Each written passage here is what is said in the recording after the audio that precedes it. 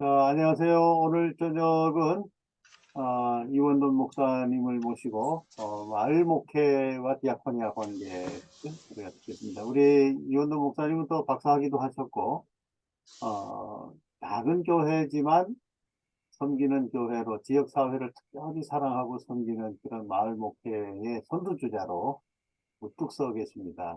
많은 사람들이 존경하고 또 벤치마킹하고 영향을 끼치고 하고 있습니다. 오늘 특별히 아시아 신학과도 연관해서 선교적 차원에서도 좋은 인사이트를 줄 수 있는 강의가 될 것 같습니다. 자세한 소개는 본인이 좀 더 해주시고 목사님 강의 시작해 주시면 8시까지 90분 동안 중간에 휴식하실 수도 있고요. 마지막 8시 반까지는 30분 동안 우리가 질의응답하도록 하겠습니다. 목사님 우리 박수로 환영하겠습니다. 네, 네, 반갑습니다. 반갑습니다. 네, 저는 부천에서 지금 37년째 일종의 마을 목회를 하고 있는 부천 새로운교회 이원돈 목사라고 합니다.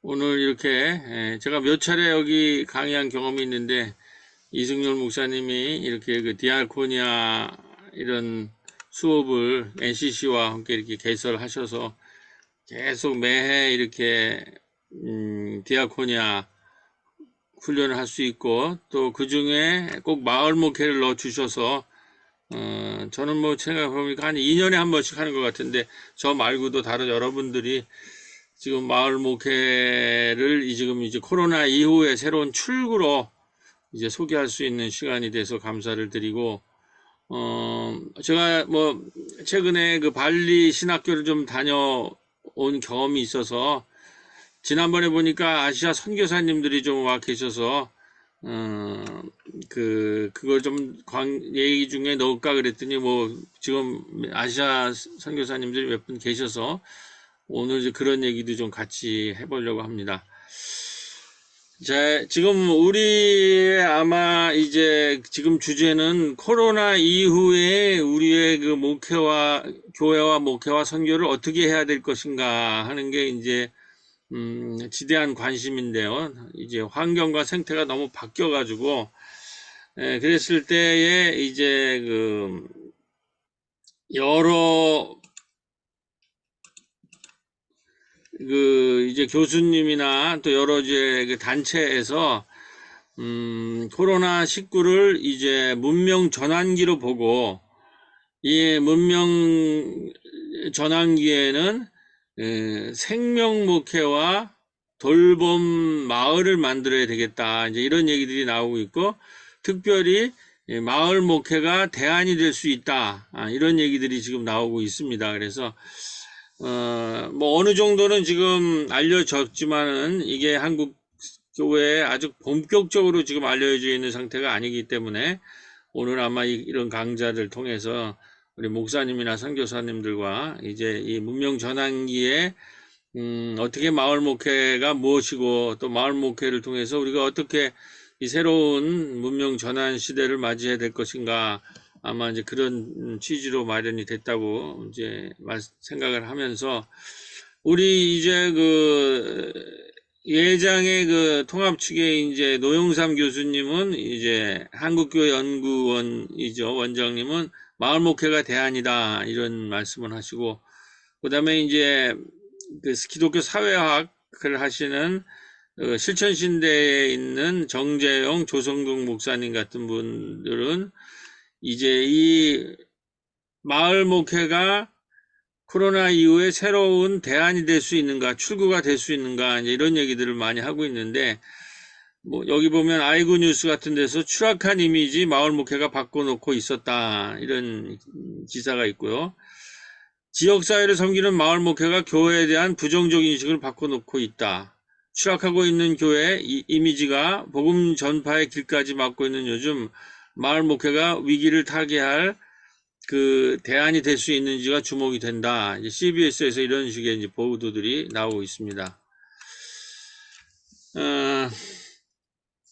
그러면서 이제 우리가 지금 피부로 느끼는 거는 코로나 이후에 뭐 다 아시다시피 이제 대면 예배로 복귀하는 뭐 조금씩 나아지고 있다고 하지만 대면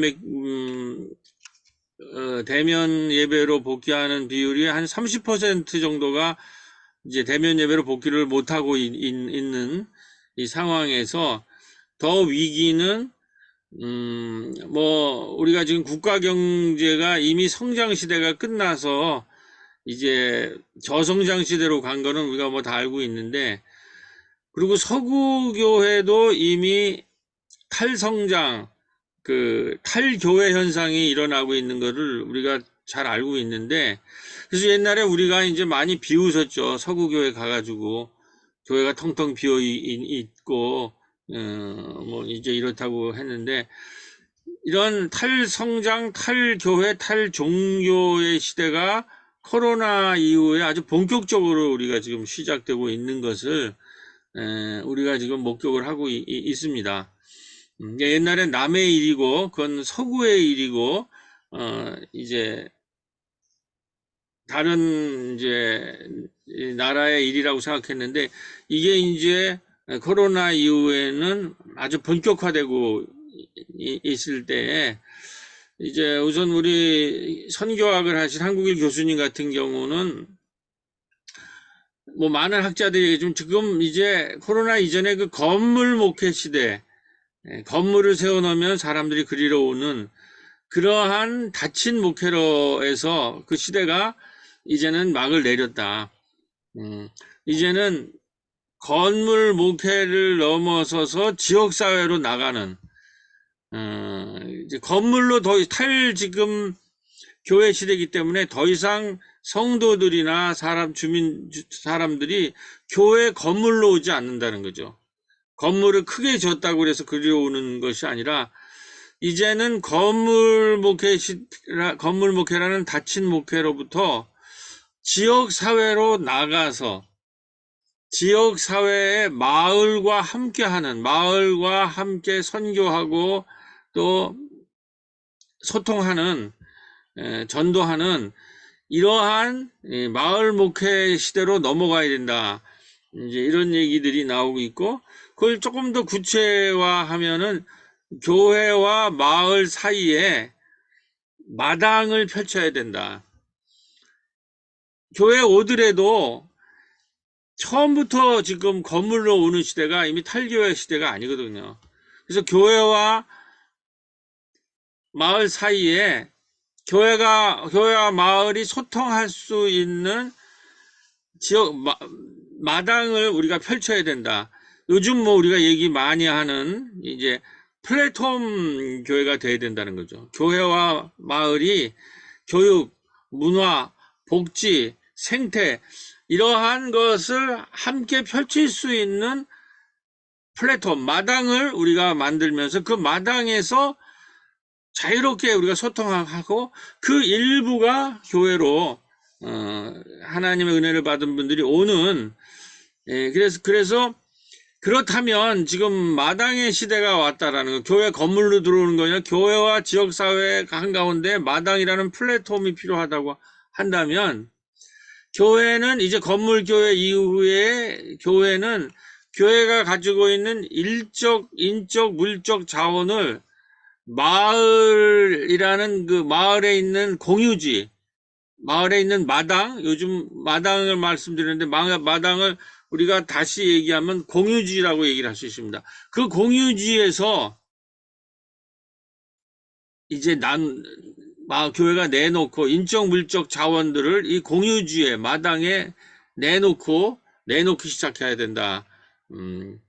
그래서 이런 공유지 목회를 해야 된다. 마당 목회를 해야 된다. 이제 이런 얘기가 나오고 있는데, 이따 나오겠지만 저희 교회가 이 코로나기에 30년 동안 해왔던 어린이집이랑 마을 카페가 이제 그 코로나 기간에 모일 수가 없어서 이제 문을 닫았는데, 그 공간을 저희가 마을의 마당으로 내놨을 때 이제 코로나 이후에 이렇게 해서 우리가 이렇게 그 교회 건물 전체를 이제 마당으로 내놓은 얘기가 있는데, 그거 이따가 말씀드리겠습니다.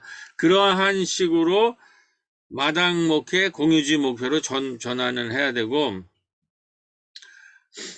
교회가 소그룹 중심으로 할 수 있는 것부터 시작하지만은 궁극적으로 마을과 만나면서 마을에서 마당을 펼쳐야 한다 하는 이것이 이제 마을 목회의 좀 중심이 되겠고, 특히 팬데믹 이후에 교인 수와 재정이 약 30% 감소를 하고 있기 때문에 작은 교회는 교회 혼자로는 생존하기가 힘듭니다. 이 마을 목회를 하는 이유는 마을만을 위해서 하는 것이 아니라 이제 우리가 작은 교회들이 생존을 하기 위해서도 지역사회와 연대를 하고 지역사회의 마당에서 함께 공유하는 공유마당을 만드는 이런 패러다임으로 거물로라고 하는 것이 아니라 바뀌어야 되는데, 여기서 이때 공유마당을 만들 때 가장 중요한 거는 돌봄이라는 개념이 지금 가장 중요하게 부각을 하고 있습니다. 기후위기와 돌봄의 위기, 이게 팬데믹이 교회에게 주는 미션이라고 생각합니다. 그래서 교회가 지역사회에 돌봄 마당을 가질 때, 지역 사람들을 돌보는 마당을 가지고 있을 때 마을도 돌보지만 교회도 생존할 수 있다는 거죠. 그래서 그러한 공유지, 기후 돌봄과 마을 돌봄이 이제 코로나 이후에 생명 생태 시대를 여는 두 기둥이라고 생각합니다. 이 기후 문제, 환경 문제랑 코로나로 이루어오는 돌봄, 이제는 마을 단위에서 경제적으로 모든 거를 어려워지고 있기 때문에 서로 협동하고 서로 교회와 마을이 돌보지 않으면 서로 생존하기가 힘들어요. 그래서 주거, 의료, 일자리, 에너지가 순환되면서 기후를 돌보고 마을을 돌보는 돌봄 마을로까지 나가는 이런 새로운 상상력이 필요하다. 지금 뭐 정부에서도 그렇고 모든 곳에서 미래 사회의 답은 돌봄 공동체가 지금 다 무너졌거든요. 그리고 노인들이 좀 많아지는데 청소년들도 뭐 이따 나오겠지만은 20만 명이 지금 자기 집 문턱 밖으로 나가지 못한 희귀거물이고 400만 명이 지금 나홀로잖아요. 이게 이런 현상이 일어나는 것은 공동체가 다 붕괴됐다라는 거죠. 서로 우리 산업화 사회 때 서로 경제 성장만 했지 서로 돌보지 않았다라는 거예요. 그런데 산업화 결과로 고도 성장의 결과로 지금 생태계가 붕괴되니까는 청년들이 지금 집 밖 나가 히키코모리가 돼서 20만 명이 서울에만 이렇게 하고 그 나홀로 가족이 400만 세대인데 이거를 누가 돌볼 거냐라는 거죠. 이 국가도 이거를 돌보기가 쉽지가 않아요. 이제 이때에 코로나 이후에 지구촌의 환경을 돌보고 마을 공동체를 돌보는 이거 그렇게 해서 마을의 공유지를 만드는 플랫폼을 만드는 건물을 세우는 게 아니라 이걸로 우리가 전환돼야 된다. 교회가 사방으로 열린 마을의 공유지로 물질이 아니라 생명이 풍요로운 그런 마을의 마당이 되는 마을 교회가 요청되고 있지 않는가. 제가 오늘 할 얘기 전체적인 흐름이고요. 요게 이제 성서적 근거나 약대동에서 어떻게 펼치고지고 있는가를 지금부터 이제 얘기를 좀 말씀드리겠습니다.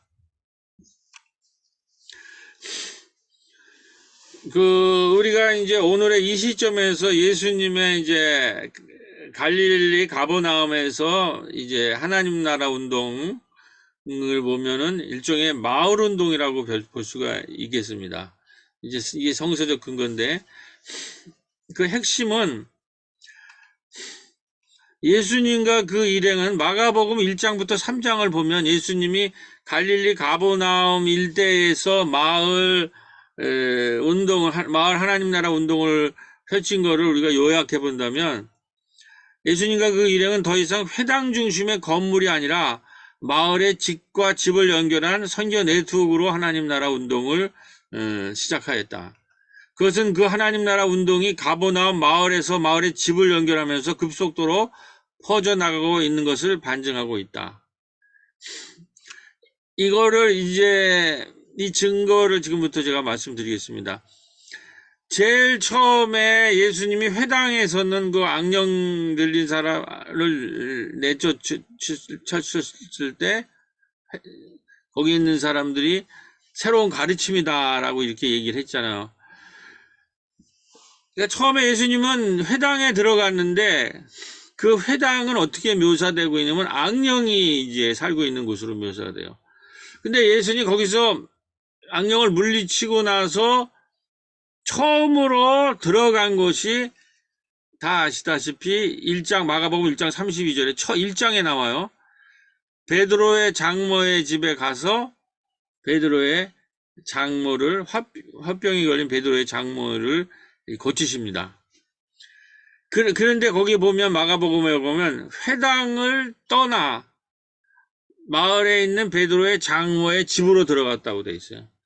근데 여기서 이 떠난다는 게 굉장히 중요한 건데 예수님은 유대교랑 우리 예수의 그 하나님 나라 운동의 결정적인 차이는 유대교는 회당에 계속 머물러 있어요. 그리고 예수님의 그 마을 활동에 대해서 계속 부정적으로 시비하고 거기에 대해서 와서 방해를 해요. 또 대표적인 것이 예수님이 그 밥상을 펴고 세리와 죄인과 어울릴 때 왜 너는 이렇게 죄인들과만 어울리느냐 이렇게 했을 때 나는 의인을 위해서 온 것이 아니라 죄인을 위해서 왔다고 한 것이 이제 대표적인 얘기인데 이때 어떻게 되냐 그 베드로의 장모님을 고쳤을 때에 거기에 본문이 뭐라고 되어 있냐면 장모님을 고치자 각색병 걸린 사람들이 밤새도록 그 베드로의 장모의 집 앞에 왔다 이렇게 되어 있어요. 이건 뭘 의미하냐면은 이 회당에서 나와서 베드로의 장모의 집을 일종의 거점 공간으로 삼아서 거기서 그들을 고칠 때, 그 베드로의 장모를 고칠 때 그것이 그 가버나움의 마을에 있어서 일종의 치유 캠프가 되었다라는 거예요. 그 장모의 집으로 회당이 아니라 장모의 집으로 수많은 병 걸린 사람, 아픈 사람들이 장모의 집으로 왔을 때 예수님이 밤새도록 그들을 고쳤다는 거예요. 이렇게 베드로의 회당에서 나와서 마을 한복판에 있는 장모의 집을 치유 캠프로 만든 다음에 그 다음에 2장 2절로 가면은 중풍병장 고친 사람 얘기가 나오죠. 이것도 회당이 아니라 마을 한복판에서 벌어진 일이에요. 그러니까 장모의 집에는 묘사가 성서에 마가복음 온 동네가 문 앞에 모였다라는 거죠. 온 마을이 문 앞에 모였다고 돼 있어요. 이게 마을 목회랍니다.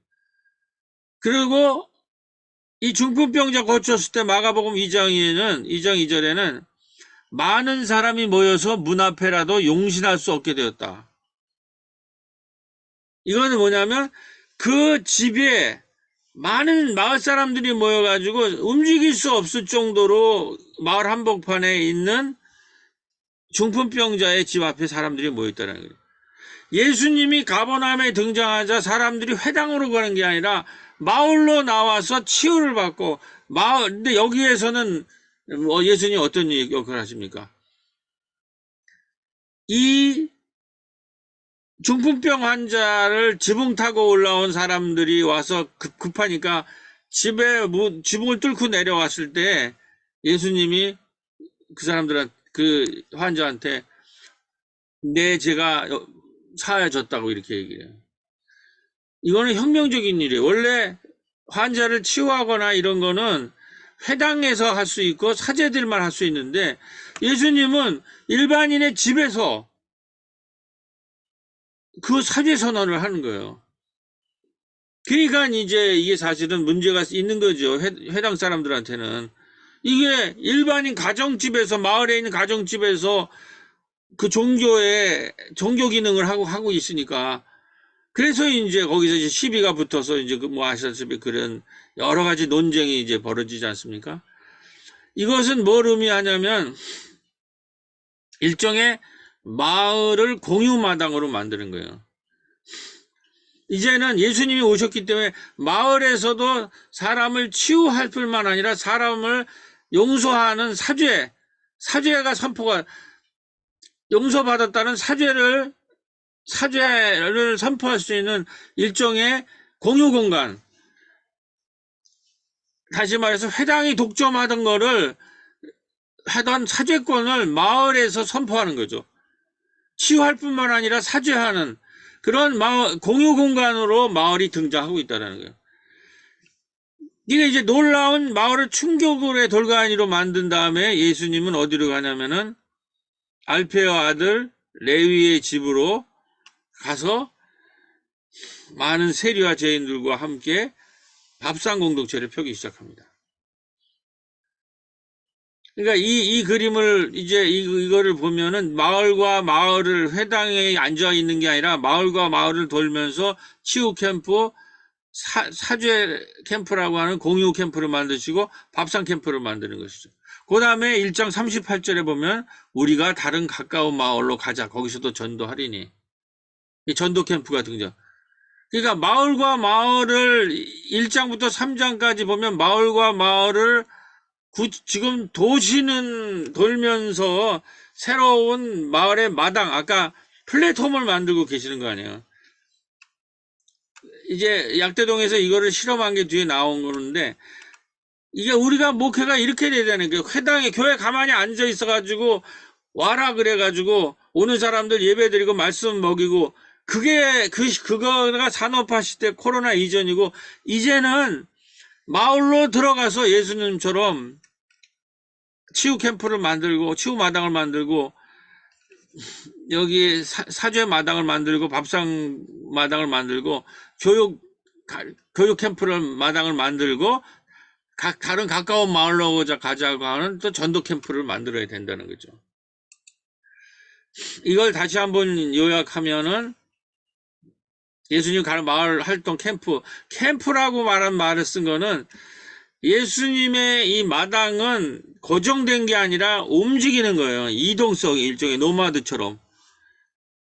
그러니까 우리가 마을에, 지금 우리의 이 선교나 이런 거는 건물에 가만히 앉아가지고 마을 사람들도 자꾸 와라. 여기에 들어오지 않으면 넌 사죄도 받을 수 없고, 너는 그 치료도 받을 수 없다. 이렇게 얘기하는 게 아니라, 움직이는 마당을 만들어가지고 마을 전체를 밥상을 나눠주고, 마을 전체에서 축제를 만들어주고, 치유를 하고, 그 다음에 마태복음 9장 35절에 보면 마을과 도시를 돌며 산과 들에서 가르치시며 모든 약한 것과 아픈 것을 고치시니라. 이게 결정적인 거 아닙니까? 우리 대한예수교 장로회 총회가 마을 목회를 이제 총회 주제로 받아들일 때 썼던 문구는 마을과 도시를 돌며 가만히 앉아 계시는 게 아니라 움직인다는 일종의 캠프라는 거죠. 혼자 하는 게 아니라 일종의 공동체를 만들어서 돌며 상가들에 가르치시며 여기 가르친다는 게 거기에 이제 그 말씀 캠프가 나오는 거죠. 말씀을 가르쳐 약한 거가 아픈 거 고치자. 요게 치유 캠프고 이런 거를 요즘 말로 하면 코로나 이후에 우리가 팬데믹을 당한 이후에 우리 온 사회가 모으는 것은 이제 고령화가 너무 많이 생겨가지고 한 해에 몇백만 명씩 지금 은퇴하고 마을로 들어온단 말이에요. 그래서 의료인들이 뭐라고 얘기를 하냐면 커뮤니티 케어라는 말을 써요. 커뮤니티 케어라는 말은 커뮤니티가 케어하라는 거예요. 병원이 더 이상 몇백만 명씩 들어오는 고령화되는 노령화되는 이 사람들을 병원에서 치유할 수 없다는 거죠. 그렇기 때문에 선진 의료는 마을이 공동체가 케어, 아프고 나이 들고 이렇게 지금 재난을 당한 사람을 마을 단위로 스스로 치료하라고 하는 그런 것 때문에 지금 치료할 뿐만 아니라 복지, 의료, 일자리, 이 모든 문제를 커뮤니티가, 마을이 케어하고 복지하고 소통하라. 그래서 그를 돌봄 마을이라고 얘기하는 거예요. 그러니까 예수님이 일종의 그 당시에 마을 공화국을 만드신 거예요. 이 약자들, 아픈 사람들, 그 당시 재난은 뭡니까? 예루살렘 성전이 붕괴되고 로마가 곳곳에 식민지를 만들어서 수많은 이재민 난민들이 났을 때 갈릴리에서의 마을 캠프를 만들어서 1장부터 3절을 보면 이게 전부 성서에 나와 있는 얘기들 아니에요. 그러한 돌봄 마을을 만드셨다. 마을 목회에서는 그렇게 지금 해석을 하고 있습니다. 그래서 일종의 하나님 나라의 마당 크기, 마가복음은 그런 그 하나님 나라가 어떻게 움직이고 시작되면서 번져 나가는가라는 것을 일종의 그 마당 극으로 만들었다 그래요. 그 초대교회는 이게 16장뿐이 안 돼서 이거를 극화해서 교회마다 돌아다니면서 일종의 마당극을 했다고, 그런 그 대본이었다고 그런 얘기도 있습니다. 예. 그랬을 때 이 마당극이 어떻게 움직였냐면은 마을의 직과직걸 역할에서 베드로의 장문에서 치유하고 중풍병자 집에서 사죄하고 레위의 세리집에서 밥상을 같이 하는 이런 측면에서 이런 하나님 나라가 쭉 이렇게 퍼져나가고, 갈릴리 호숫가에서는 배를 타고 다니던 청년들이 그 배에서 뛰어내리면서 하나님 나라 운동에 뛰어들기 시작합니다. 그렇게 하면서 이게 서로 연결되면서 하나님 나라의 마당 극이 갈릴리 일대에 마가복음에서 쫙 퍼져나가는 거예요. 그러면서 거기에 마을에 있던 악령들 이런 게 퇴치되면서 하나님 나라가 이제 전개되니까 3장 6절에 오는데, 이렇게 하나님 나라가 전개되니까 당시에 마을이나 이 지역에 있는 기득권, 그 사람들이 누구냐면 바로 바리새와 헤롯 당들이에요. 그 사람들이 3장 6절에 보면은 예수를 잡아 죽일 음모가 벌써 마가복음 3장 6절에 출발이 된다는 거죠. 그러니까 예수의 소문이 더욱 퍼지며 허다한 무리가 말씀도 듣고 자기 병도 나음을 얻고자 하여 모여드니까 회당 사람들이 예수님이 가서 세리와 죄인과 어울리는 곳에 가서 너는 왜 이런 사람만 어울리느냐, 왜 마을에서 맨날 잔치하고 사람만 치유하는 회당에서 할 일을 네가 하느냐, 막 이러고 이제 시비를 이제 걸었을 때에 3장 6절에 보면 이게 너무 보기에 이게 심각하고 자기들이 위협을 느끼는가 죽일 음모를 이제 하는 거죠. 그래서 마을에서 예수님은 사실 쫓겨나가지고 이 가버나움 마당에서 이방으로 배를 타고 항해를 합니다. 우리 다 아시다시피. 이방 땅으로 가는 데에 이방 땅에서 만난 사람이 거라사 청년, 그 다음에 그 하열병, 이방에서 다시 유대 땅으로 왔을 때 하열병 걸린 여인, 그 다음에 수르보니게 여인, 이 세 사람을 만나요. 근데 이 항해할 때에 이 제자들은 바리새인의 누룩의 를 경고하잖아요. 바리새의 누룩을 너희들이 담지 헤롯, 바리새와 헤롯의, 이거는 뭐냐면 당시에 이런 지배자들, 이런 마을에서 거드럭거리고 이런 사람, 이 제자들은 항해하면서도 계속 이 바리새의 누룩에 물들어가지고 이거를 닮으려고 하는데 그 사람들을 닮지 마라. 근데 제자들은 이 항해 내내 예수님이 이방 땅에 가는 것의 의미를 몰라요. 그래가지고 우리가 다 죽게 됐다, 막 이렇게 막 불평불만을 하는데, 이 이방 땅에서 만난 거라사 청년, 수르보니게 여인, 하열병 걸린 여인 세 사람은 예수님을 이해를 해요. 이제 예수님의 지역 협력자들이 돼요. 그러면서 이제 예수를 이 사람들이 이렇게 제자들은 이렇게 하면서 예루살렘에 입성하면서 배반, 부인, 도망 이렇게 하는데, 그래도 이 사람들이 이렇게 예수를 따르는 사람들이 일어나고, 또 예루살렘에서 여인들, 뭐 구레네 시몬, 또 이렇게 협력자들이 나타나서 부활의 얘기까지가 이제 전해지게 되는 거죠. 그러니까 변화산과 순환경고를 이렇게 보면 예수님은 갈릴리 지역에서는 치유 기적 잔치라는 마당극을 펼쳐서 세리와 죄인의 친구였다면, 건너편으로 항해할 때는 바리새와 헤롯의 누룩을 닮아가는 제자들, 이 비유를 하면서 항해를 하잖아요. 길가에 떨어진 복음과 같은 것이 직접 예수들의 제자들의 모시고, 오히려 거라사 수노보니겐 하열병 걸린 여녀가 지역 협력자로 등장을 하면서, 변화산 이후에 예수님은 순환 경고를 하고, 지금 내가 이제 십자가를 질 거라는 이제 경고를 하게 되는 거죠. 자, 이런 것으로 우리가 성서를 한번 이제 요약을 해보고, 사순절에. 그러면 이제 이러한 흐름을 보고, 이제 약대동에서 이런 성서를 가지고 우리가 어떤 식의 얘기를 했는가, 어떤 게 사역을 했는가 좀 말씀드리면, 아까 말했듯이, 마을 전체를, 가버나움 전체를 일종의 학습, 하나님 나라의 학습 생태계로, 학습 마당으로 만들었듯이, 우리가 이제 이런 학습 마당으로 마을을 돌며 산과 들에서 가르치시며라는 마태복음 9장 35처럼 마을 전체를 우리가 이제 학습 생태계를 만들었는데, 여기에는 우리가 이제 어린이집 지화동센터 도서관 이런 것들을 세워서 이것을 통해서 이런 마을 전체가 학습하는 공동체를 만들었는데, 이것의 또 근거는 우리 사회가 2000년대 들어가면서 평생학습 시대가 열렸습니다. 그것은 평생학습 시대라는 건 뭐냐면, 더 이상 우리는 학습을 학교에서만 하는 거로 아는데, 지금의 평생학습 시대에서는 학습은 학교보다는 더 마을에서 하는 것이 더 중요해요. 특별히 마을 도서관을 우리가 만들었는데, 마을의 축제도 만들고, 이러한 것이 굉장히 중요한 시대라고 지금 학교에서도 가르칩니다. 경기도 교육청에서는 꿈의 학교라는 거를 마을에서 하면 3천만 원 이렇게 지원을 해요. 우리가 그거를 한 7, 8년을 지금 했어요.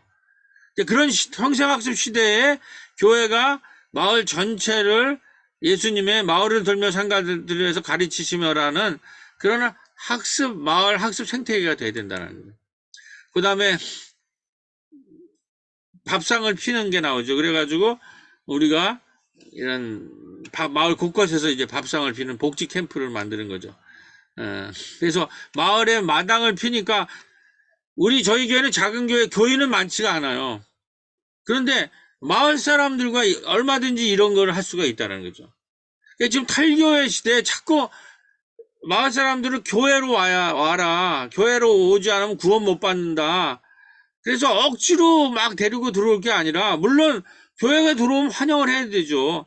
그런데 교회 오지 않는 분들은 이렇게 마을에 나서 밥상을 펴야 된다는 거죠. 왜냐하면 예수님이 그렇게 하셨기, 회당에서 나와서 밥상을 피셨잖아요. 예를 들면 바리새인들이나 회당 사람들은 회당으로 오라고 그랬지만, 예수님은 마을로 나가서 거기에서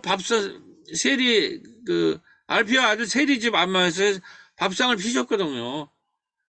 그 다음에 중풍병자나 장모를 마을에 있는 한 가정집을 치유 캠프로 만들어서 그들을 치유했단 말이죠. 그런 식으로 우리의 신학이 전환돼야 된다는 거죠. 그 다음에 저희는 우리 커뮤니티 케어 시대에 오니까, 우리 코로나 직전에 보니까 벌써 우리 사회가 이 돌봄 마을이 필요하다. 노인들이 고령화 시대에 몇백만 명씩 마을로 들어오는데, 이거를 병원으로서 치료할 수 있지 않는 시대가 아니다. 그래서 의사들이 이제 의료 협동조합을 만들어서 의료사들이 정부랑 협력을 해서 돌봄 마을을 만들면서 제일 먼저 한 게, 돌봄 마을이 필요하다고 그러면서 제일 먼저 한 것이, 의사들이 왕진을 와요. 의사랑 간호사, 그 다음에 마을의 건강 리더를 키워가지고 마을로 의사들이 왕진을 시작을 해요. 제가 그걸 보면서, 저는 그 전에부터 했지만, 봄에는 우리 교인들을 신방하고, 가을에는 제가 마을 목회를 했기 때문에 마을 주민들을, 어려운 분들을 신방을 했어요. 그런 거 한 10년 정도 전부터 했는데, 한 3, 4년 전부터 의사들이 마을로 왕진을 들어오더라고요. 그래서 제가 이걸 좀 더 깊이 연구해야 되겠다. 그래가지고 마을 신방이라는 개념을 발전시켜서 최근에는 마을 신방이 아니라 마을 마실이라는 걸로 발전을 시켰습니다. 그게 뭐냐면은 치유예요. 각 가정을 돌면서 의사가 왕진을 한다면 우리 교회의 목사들은 신방을 할 수 있다는 거예요. 그들을 내면으로 어려움이나 이런 거를 듣고, 또 물적으로 필요한 것은 물적인 그것을 공급해주고, 관계망이 무너진 사람들은 사람들의 관계만 복지사나 이렇게 상담사나 연결시켜주고, 물질이 부족한 분들은 뭐 쌀과 라면 같은 걸 지원해주고, 그 다음에 신앙적으로 필요한 분들은 전도를 하고 교회로 초청을 하고, 그래서 몇 사람이 또 요 가정에는 요 청소년들을 보내주셨어요, 어머님이. 요게 지역아동센터 선생님들이신데, 이렇게 교회에 들어온 사람만 신방하는 게 지역사회를 신방하고 마을을 왕진하고 신방하다고, 이 왕진과 저희 지금 약대동에는 신방이 같이 결합하면서 영육으로, 영적 육적으로 마을을 돌보는 이런 것들이 일어나고 있음을 말합니다. 그래서 교육문화복지의 마을 지도들이 저희들을 이렇게 꼽사리 영화제라는 영화제를 갖고 있는데, 거기에서 마을 지도, 이 지도가 저희 마을 한복판에 지금 걸려 있습니다. 그래서 이제 목회는 교육문화복지의 생태계를 만들고 그거를 영적 돌봄망으로 다시 묶는, 이것이 마을 목회가 아닌가 이렇게 얘기를 하면서, 지금부터는 그 코로나 이후에 그 돌봄 마을이 이제 본격적으로 되는데, 이런 마을 교회가 어떻게 코로나를 겪고 또 지금 최근에 코로나 이후에 우리 돌봄 마을을 이제 마을 목회를 어떻게 생각하고 있는지 이제 할 텐데, 한 5분 잠깐 쉬었다가 이제 우리 뵈면 좋겠습니다. 5분 후에 잠깐. 그럴까요? 네. 네, 그러면, 한 5분 정도 쉬었다가, 미리 네. 쉬시려면 한 10분 정도 쉬시죠, 뭐. 네, 뭐 네, 그러면 10분 그러면 쉬셨다가 10분 한 후에 10분, 네, 다시 모이도록 하겠습니다. 이제는 코로나 네, 이후의 얘기입니다. 네. 예, 10분간 쉬겠습니다. 기록도 좀 껐습니다. 자, 계속, 네, 죠 예.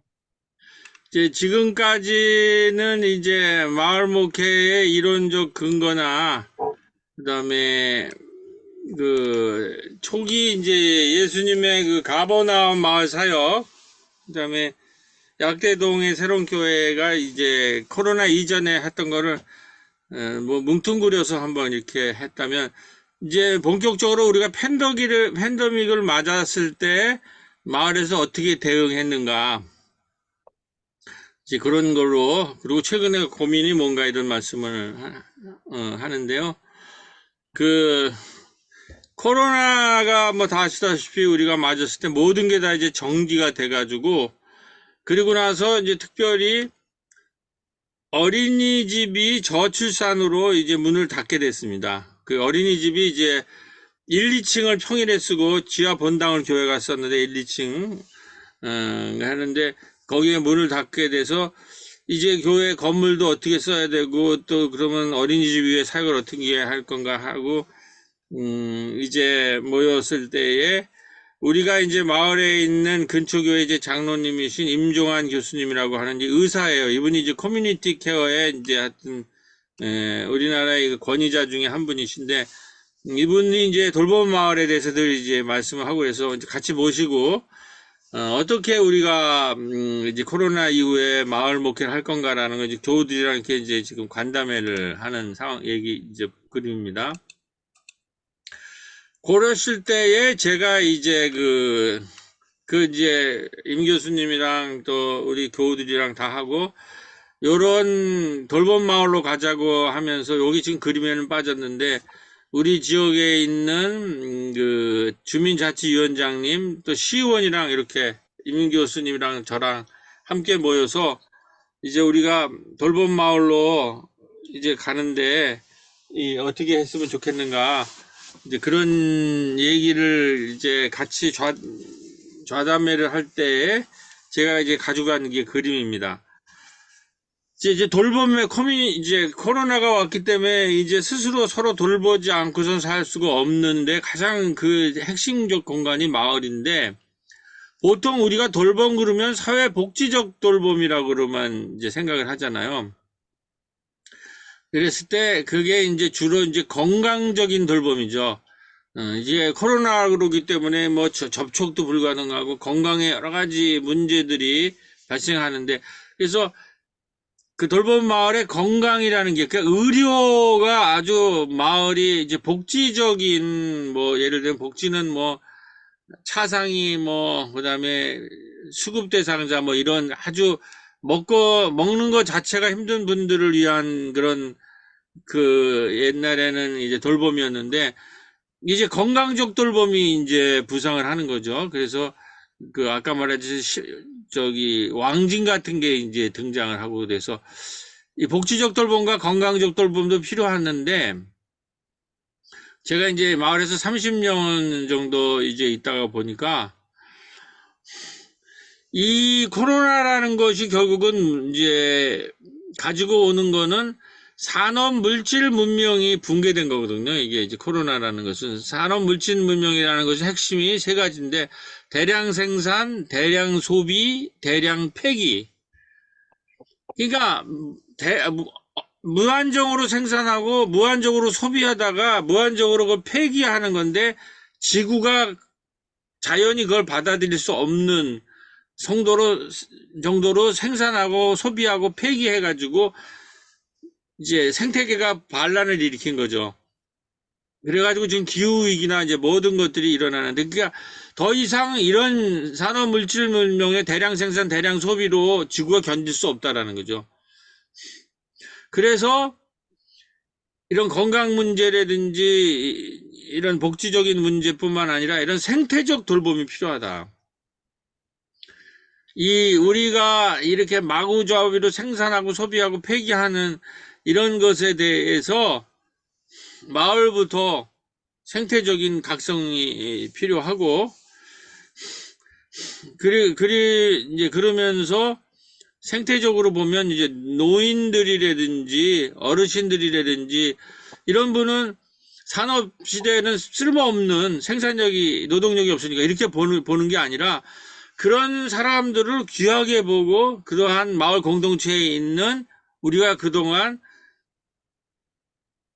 쓸모없다고 봤던 어르신들이나 이 자연 이런 것도 돌볼 필요가 있다. 어르신과 자연도 돌봄이 필요하다. 생태적인, 왜 제가 이런 생각을 하게 됐냐면, 우리가 코로나를 맞이하면서 제일 다 침울하고 우울에 빠졌을 때 동네에 있는 506종 신중년들이 동네에 텃밭을 가꾸기 시작했어요. 원래 이제 공동체들이 있었는데 그들이 신중년이라고 하면서 텃밭을 가서서 거기서 막 파릇파릇한 생명이 돋아나고, 제가 그거를 사진을 찍고 와서 우리 소통방에 카톡방이나 페이스북 같은 데 올리고 그거를 나누면서 거기서 굉장하게 이제 이 신중년들이 힘을 얻고 마을 사람들도 힘이 얻고, 거기에서 그 다음에 생태적인 그 힘을 얻은 다음에 이분들이 어르신들 혼자 있는 분들에게 가서 반찬도 대접하고 반찬도 좀 배달하자, 이런 운동이 일어났고, 그것이 다음에 어떻게 연결이 됐냐면은 당시에 5명까지 모일 수 있었기 때문에 저희가 마을 카페가 그때까지 운영이 됐고 있어서, 협동적 카페에서 어르신들 5명씩 모이고 문화예술인들이 소규모 어르신들과 이제 같이 문화적인 그 소통을 했어요. 그래서 제가 그 공간을, 어린이집 사용하던 공간을 돌봄 커뮤니티 센터로 만들 때, 거기에는 건강에 돌보면 건강 리더들 뿐만 아니라 이런 생태 리더들, 문화예술인들도 같이 참여해서 돌봄 커뮤니티 센터를 만들었으면 좋겠다. 이렇게 해가지고 이 지하는 교회 예배당을 쓰고 1층은 어르신 돌봄 센터로 만들고, 2층은 아까 문화적 돌봄, 문화예술인들이 마을에 와서 공부도 하고 소모임도 할 수 있는, 그리고 옥상을 텃밭 가꾸는 생태적 돌봄 공간으로 이렇게 해서 이제 어린이집으로만 사용해야 된 거를 돌봄센터로 더 확장하게 됐어요. 오히려 그 기회가 돼가지고. 이제 그리고 이러한 사람들이 와서 마을 사람들을 돌보는, 벌써 의사들이 우리 부천에서는 의료협동단을 만들어서 건강 리더 교육을 했기 때문에 신중년 10분들을 모아가지고 건강 리더 교육을 했죠. 구강을. 그래서 요게 코로나가 끝난 다음에 이분들이 이제 마을에서 이제 건강적 돌봄을 하는 마을의 건강 리더들로 돼서 마을에 이제 나중에는 건강 교실도 열고 이분들이 마을 신방을 하는, 근데 신방이라는 말씀에 마을 마실을 이제 하는 이런 마을의 건강 리더들이 육성이 됐어요. 그거를 성공적으로 끝낸 다음에 이제 우리 유미호 선생님이 여기에 그 한국교육센터장이어서 제가 연락을 해서 우리가 건강교실을 했는데 이분들이 상당히 의욕이 있으니까 우리 마을에 환경 생태 리더들 교육을 한번 하고 싶다. 그래서 여기에서도 지금 생태 리더들 교육 여기에 보면 여기도 한 9강이 이렇게 하고, 아까 말했듯이 마을에 있는 문화예술인들이 우리가 꼽사리 영화제라고 하는 영화제를 갖고 있어요. 마을에. 그거는 무슨 영화제냐면 부천 마을은 피판이라고 하는 국제영화제를 갖고 있는데 그 국제영화제 하는 기간에 마을에서 꼽사리를 껴서 하는 마을 영화제예요. 근데 이제 이분들이 코로나기에 그런 무대들을 이제 마을 사람들이 전부 그 영화제를 하고 굉장히 성공적으로 이제 돼서 뭐 예산도 많이 나오고 그런 영화제로 대표적인 마을 영화제가 됐는데, 그런 그 큰 영화제를 마을 잔치를 할 수 없으니까 이제 마을의 문화예술인들이 영화제를 하면서 문화예술인들이 많이 모였거든요. 그 무대를 이룬 거예요. 그래가지고 우리가 문예학당이라는 그 학당을 또 만들어서 문화예술인들이 공부를 하고 문화예술인들이 마을에 참여할 수 있는 이런 이제 무대를 만들어서 이제 가을에 그게 이제 예를 들면은 꼽사리 영화제 같은 큰 영화제가 여름 영화제가 아니라 가을에 소문화 축제를 만들었어요. 그 문화예술인들과 함께. 자, 그렇게 해서 결론적으로 약대동의 건강 리더들, 생태 리더들, 문화 리더들 한 20여 명 정도가 코로나 기간에 줌으로 소모임으로 키워진 거죠. 그러니까 이 코로나 기간과 앞으로는 이런 소그룹이 굉장히 중요하다. 그리고 그것이 교회 안에만 잡혀된 게 아니라 교회와 마을의 마당으로 서로 플랫폼으로 엮여 있는 소그룹들이, 플랫폼이라는 거는 그런 마당이 있으면, 플랫폼이 있으면 누구든지 거기에 접속을 해가지고 들어와서 뭐 부스를 차리든지, 그 예를 들면 그게 스티브 잡스가 한 어플리케이션들이잖아요. 그거는 그 마당을 어플리케이션 그거를 그 저기가 애플에서 열어주면 누구든지 거기 어플리케이션 개발해가지고 그 마당에 참여하면 되잖아요. 그런 식으로 이렇게 그 기간에 소그룹이 건강생태 문화 리더들이 만들고 이분들이 마을에 마당을 만들고 마을에 이제 플랫폼의 가능성이 열린 거죠. 그래서 이 전체 명칭은 돌봄 마을이라고 그래가지고 요거는 이제 우리 한국에서는 지금 이러한 좋은 일을 하면 이거를 지원하는 사회적 교육과 육성 사업 같은 게 있어요. 근데 이런 거는 뭐 몇천만 원씩 지원을 해요. 여기서 우리 프로포저를 해가지고 했는데 1차는 합격됐는데 2차에서는 이제 여기 탈락이 됐어요. 하여튼 우리가 이런 기회를 경험해 봤기 때문에 우리도 마을에서 좋은 일을 하면 이렇게, 이건 이제 아직 제가 아시아 다른 나라에서 이런 걸 강의를 했더니 이건 너무나 먼 얘기라고 그러더라고. 근데 우리나라도 지금 이제 옛날에 그 박원순 시장 때는 이런 것들이 하고 지금도 가능한데 이런 예산들을 이제 이게 정치적인 거랑 많이, 요번 사람들은 요번에 이제 권력을 가지고 있는 사람은 이런 예산을 자꾸 깎고 없애버려요. 도서관 예산 이런 거를. 하여튼 뭐 여기서 그런 얘기를 할 자리는 아닌데 하여튼 그런 좀 아쉬움은 있다라는 거죠. 돌봄 마을 하면, 그리고 우리가 저 정치적으로도 올바로 하면 이런 거를 얼마든지 정부랑 협력해서도 이런 것을 만들 수 있는 이러한 우리 한국은 수준에 됐다라는 말씀까지만 드리겠습니다. 그리고 이제 온라인이 됐잖아요. 온라인이. 그러니까 여기를 보면은 우리가 이제 마을에서 이렇게 텃밭도 가꾸고 이렇게 어르신들 활동도 하는데 이거를 지금 온라인으로도 연결할 수 있기 때문에 이렇게 온오프 온라인으로 온라인 교회가 돌봄, 건강, 문화, 생태 이런 이 교회 건물 자체가 지금 돌봄 마당으로 돌봄 센터로 이제 거듭났기 때문에 그거를 온라인으로 이제 중계를 해요. 저는 이제 이런 것들을 다 찍어서 이제 페이스북으로 올리고 또 이렇게 하면 뭐 경기도에서 촬영도 오고 신문에서도 요청도 하고 하여튼 요거는 교회 건물을 이렇게 1층은 여기 아까 말했듯이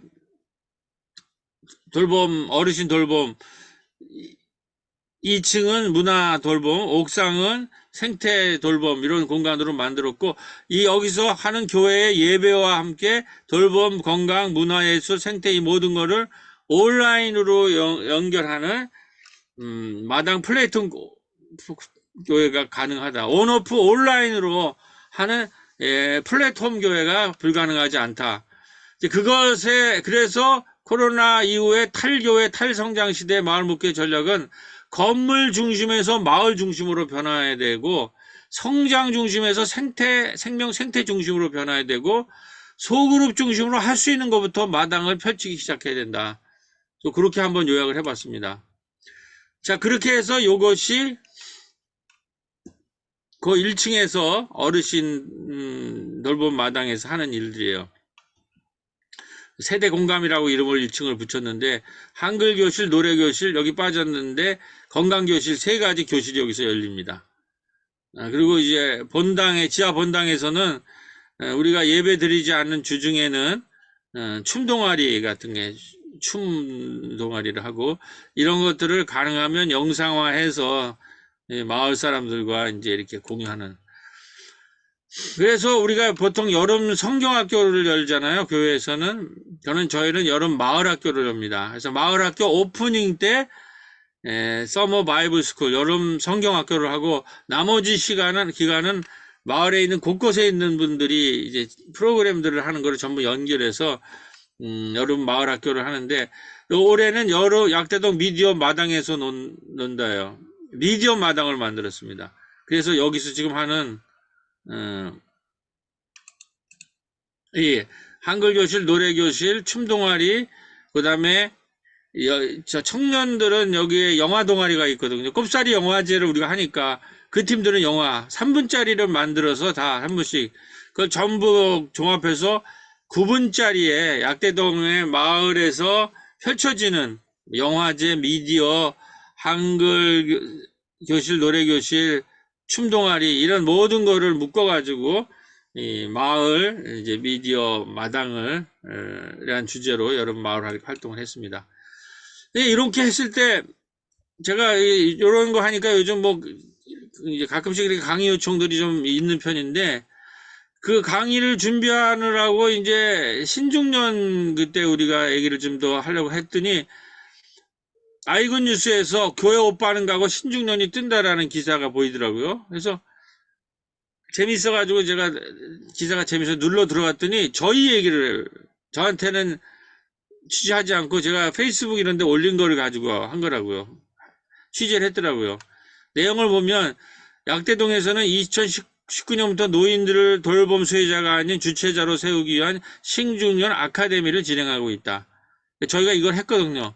그래서 뭐 박말래 할머니 같은 유튜브 크리에이터 얘기도 하고 또 어르신들을 직접 마을 복지사로 키우기 위한 교육, 요양사 교육, 반찬 섬김 이런 것들을 하면서 신중년들의 마을의 자존심을 높이기 위하고 그들의 이야기를 모은 인생 박물관을 세우고 있다. 이렇게 지금 아마 이 제목으로 치시면 나올 거예요.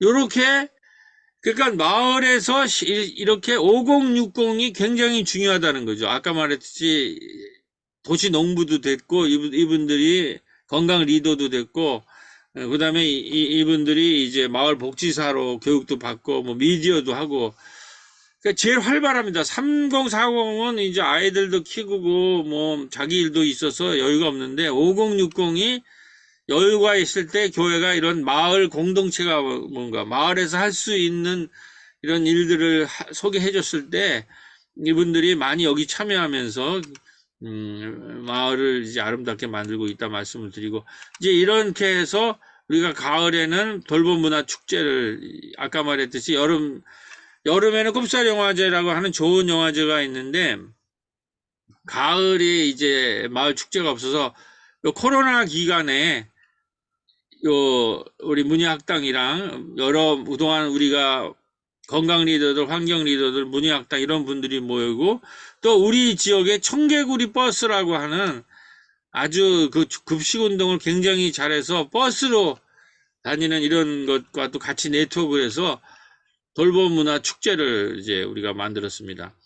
그리고 그때에 지역 간호사도 이제 참여를 하게 돼서 이분이 나중에는 건강교실을 하게 되고 이분을 중심으로 마을 이제 마취를 가는데 이 마취를 갈 때는 가서 이렇게 건강 리더도 키운 분들이랑 같이 마취를 가는데 가서 위로도 하고 격려도 하고 같이 간식도 나눌 뿐만 아니라 이 간호사가 가서 혈압도 재주고 또 그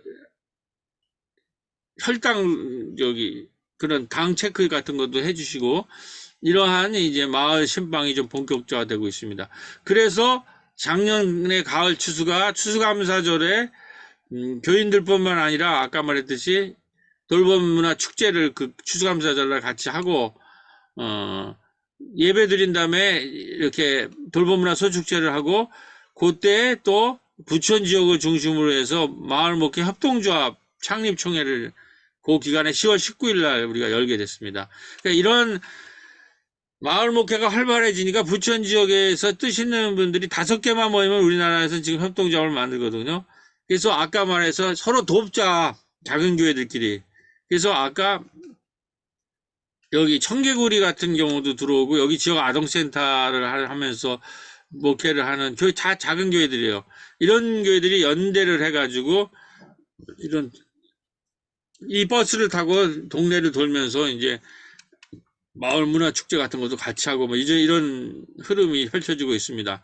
그리고 성탄 때는 이게 다 모였죠. 우리가 그동안에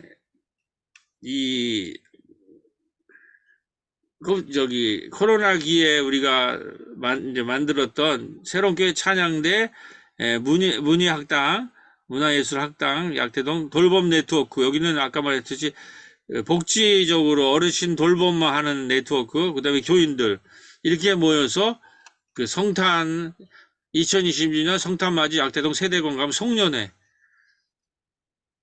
그러니까 이게 마을 사람들과 교인이 어우러지는 게 이게 플랫폼이 되니까 그리고 아까 같은 예수님의 성서적 신앙으로 우리가 접근하니까 교회의 예배당으로 자꾸 나오라고 그러지 않고 마을에 나가서 같이 마당을 펴고 그 사람들이 각자 맞는 문화예술이면 문화예술에 돌봄이면 돌봄 그 다음에 텃밭 신방 이런 것들을 이렇게 나누었더니 이게 자연스러운 거예요. 이렇게 그래서 이러한 마을 목회가 가까이 왔다. 그래서 이제 제가 보니까 이게 지금 그 인천에 있는 지역아동센터 선생님이 그 창작가 비평에 코로나 이후에 우리 사회가 어떻게 갈 것인가에 대해서 쓴 건데 김중미 작가님이에요. 여기에는 기찻길 옆도 지역아동센터인가 그러는데 이분이 서로 돌봄의 그물망이 희망이 된다는 거죠. 이제 여기 이분이 이제 쓴 그 글을 이제 보면 지금 우리가 해야 할 일은 서로가 서로를 살리는 연결망을 끊어지지 않도록 더 단단히 있고 뻗어나가는 일이다. 뻗어나가면서 서로 돌봄의 그물망을 짜면서 그것이 희망이 된다는 거죠. 지금 제가 하는 거를 목회적 이름은 닉네임은 생명망 목회거든요. 지금 교회라는 건물을 넘어서서 마을을 돌봄, 복지, 의료, 주거 이런 생명망으로 짜야 되는 이거 서로 돌봄의 그물망이 될 때만 교회가 살고 마을이 산다는 거거든요. 그래서 우리가 협동조합 창립 총회를 했고 이때 제일 중요한 거는 지금은 기후위기와 돌봄 이 한국 사회에서도 기후 문제 대처와 돌봄이 문제가 두 기둥이라는 거죠. 근데 지금 문제는 뭐냐면 이 기후 문제와 돌봄의 문제를 탈탄소와 그냥 떨어뜨려서 얘기한다는 거예요. 지금 기후위기를 대처하기 위해서라도 탄소를 배출하는 산업 생산과 함께 돌봄과 관계 노동을 중요하게 여겨야 된다는 거예요. 뭐냐면 우리는 지금 기후 얘기를 하면서 탄소 줄이는 얘기만 하는데 그거 필요하죠. 그런데 우리가 정작 지금 마을에서 중요한 거는 사람들이 이 코로나 때문에 막 생명이 위험을 하고 나홀로가 되고 집 밖으로도 못 나가고 이런 청년들이 있는데 이 사람들을 어떻게 돌봐서 생명을 살리려고 하느냐 할 때 돌봄이 풍요로운 공동체와 사회를 만들어야 돼요.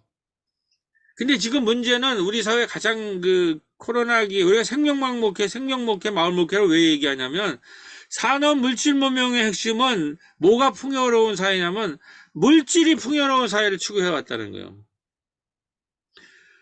물질이 풍요로워서 물질이 대량 생산, 대량 소비하여서 대량 폐기하는 물질이 풍요로웠을 때 결론이 재난이 온다는 거예요. 물질이 풍요로웠더니 쓰레기가 넘쳐가지고 그래가지고 지구촌을 파괴하고 생명을 파괴한다는 거죠.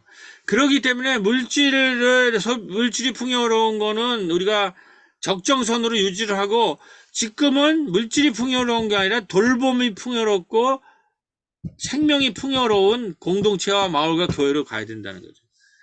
그런데 그러려면은 이 돌봄을 하는 노동력, 산업 생산을 하는 물질을 만드는 노동자와를 근로기준법이라 해서 중요하게 여기들 만큼 돌봄 노동하는 사람들도 돌봄 노동을 우리가 소중히 여겨야 된다는 거예요. 이런 거는 전부 지금 외국인들한테 맡기고 여성들한테 맡겨가지고 돌봄 노동을 우습게 여기기 때문에 이런 위기가 온다는 거예요. 그래서 독일에서는 돌봄 선언, 돌봄 혁명이 일어나고 있어요.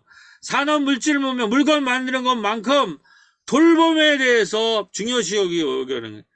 그래서 저희 교회 올해 목표가 돌봄과 생명이 풍요로운 교회. 이런 식으로 우리가 이 신학을 전환시키지 않으면 이거를 그래서 이 기후 위기와 돌봄 위기는 떨어져 있는 게 아니라 돌봄이 무너졌기 때문에 지금 기후 위기가 오는 거거든요. 이게 연결되어 있고 그래서 우리가 앞으로 이 생명 목회, 마을 목회가 바로 이 기후 위기와 돌봄 목회를 마을 단위에서 생명과 돌봄을 풍요로운 공동체로 만들어서 살리는 것이다. 그래서 여기가 돌봄과 생명이 풍요로운 교회와 마을로 올해 주제를 이제 잡은 것입니다. 자, 이게 결론으로 이제 좀 넘어가는데요.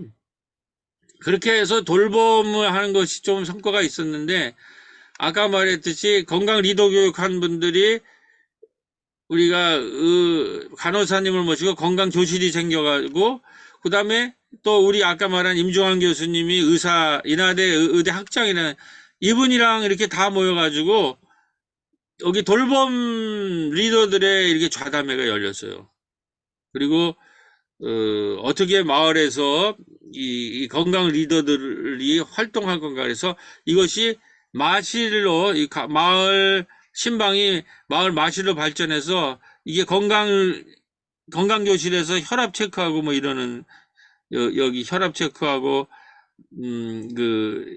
당 체크 같은 거 하는 거고 여기 이제 마실 가서 상담하고 혈압 재고 이렇게 건강 체조 같은 거 알려주는 이제 이런 건데 이렇게 하고 있는 데에 최근에 제가 아주 우리 이렇게 하면서 제가 지금 총회 생명문명 순례 10주년의 위원으로 있어요. 총회 거기 위원회에 있는데 거기서 문서 작성을 하고 있는데 지금 이제 이 돌봄의 위기에 관해서 이게 막 소식이 쏟아져 나와서 제가 거기에 이거를 좀 종합해서 우리 그 위원회에 좀 보고를 했는데 아까 여러 차례 말씀드렸듯이 오늘 우리 한국 사회가 이제 위기가 뭐 이태원 참사, 우크라이나 전쟁 튀르기에 이런 재난이라는 것에 대해서도 우리가 생명 문명적 대처가 절실하지만은 우리 사회가 지금 굉장히 어려운 거는 영끌과 비투라는 거죠.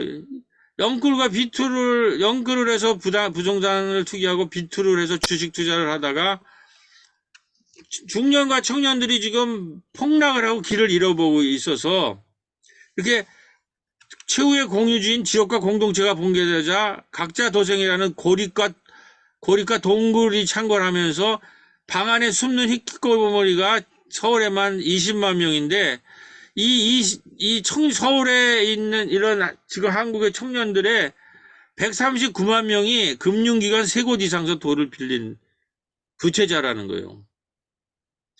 이게 지금 청춘들이 지금 이렇게 돼 있는 거예요. 그 다음에 나홀로 세대가 400만이라는 거죠. 이런 생명 돌봄의 위기시대의 총회적 생명 문명의 순례가 시작점인 지금 시점에서 마을과 어르신 청년들을 포괄하는 3개 내지 5가구의 돌봄 주거 공동체와 생명 돌봄 마을 공동체와 목회가 긴급히 요청된다. 자, 이랬을 때에 하나님이 선교사들 보내주시더라고요. 제가 올해 초에 3분의 선교사를 만났는데, 하나는 남아공 김승범 선교사인데, 이분은 지금 마을 목회를 가지고 남아공에서 남아공에 굉장히 아주 수준 높은 이름을 까먹었는데, 그 대학교에서 박사학위 논문을 쓴다고 전 인터뷰를 하러 왔고, 캐나다에서 홍철희 선교사님이 여기서 청년 목회를, 돌봄 목회를 하다가 캐나다 가서 이 청년 이민 목회를 하시다가 최근에 귀국을 하셨어요.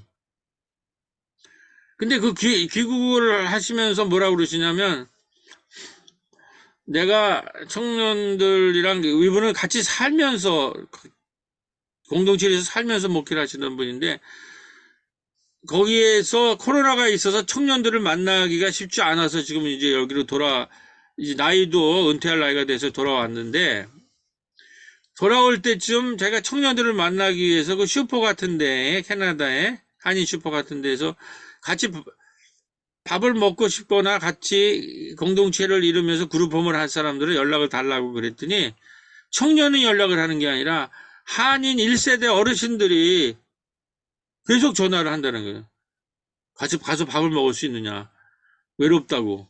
그래서 그분들과 만나서 얘기를 하니까는 그분이들이 고백하는 것이, 나는 너무 외롭고, 왜 나는 지금 한국에 가서 진료도 받고 싶고, 또 병원 여행도 가고 싶고, 가능하다면 한국에 가서 살고 싶다. 이런 그 욕구가 있다는 거예요. 그런데 지금 나이도 있고 그러셔서 홍성교사님 혼자서 일을 할 수 없어서 일단 귀국해서 여기서 공동체를 만들어 가지고 그분들을 초청을 해서 여행도 시켜드리고 같이 여기서 49분, 10분에서 가서 공동체로 살고 또 진료도 하고 싶은 이런 것들을 하고 싶다고 그런 얘기를 했는데, 그때 우리 마을에서 임종환 교수님이랑 저랑은 뭐를 하냐면, 이렇게 지금 400만 명이 나홀로인데 여기에서 3 내지 5가구들을 모아서 혼자 사는 사람들을 한 5가구 모아서 공동 주거를 전세를 만들어서 같이 살게 하고, 지역에 있는 우리 건강 리더들, 문화 리더들, 생태 리더들이 반찬도 배달해주고 같이 문화적인 것도 나누고 그 밥도 나누고 반찬도 나누는 그런 생명 돌봄 그런 주거지를 한번 마련하자고 그런 토론이 한창 일 때에 이 선교사님이 오신 거예요. 그래가지고 제가, 선교사님 우리가 이런 걸 지금 준비 중인데 하실 수 있냐고 그러니까 하실 수 있다고 그러셔가지고 지금 그 일이 추진이 되는 겁니다.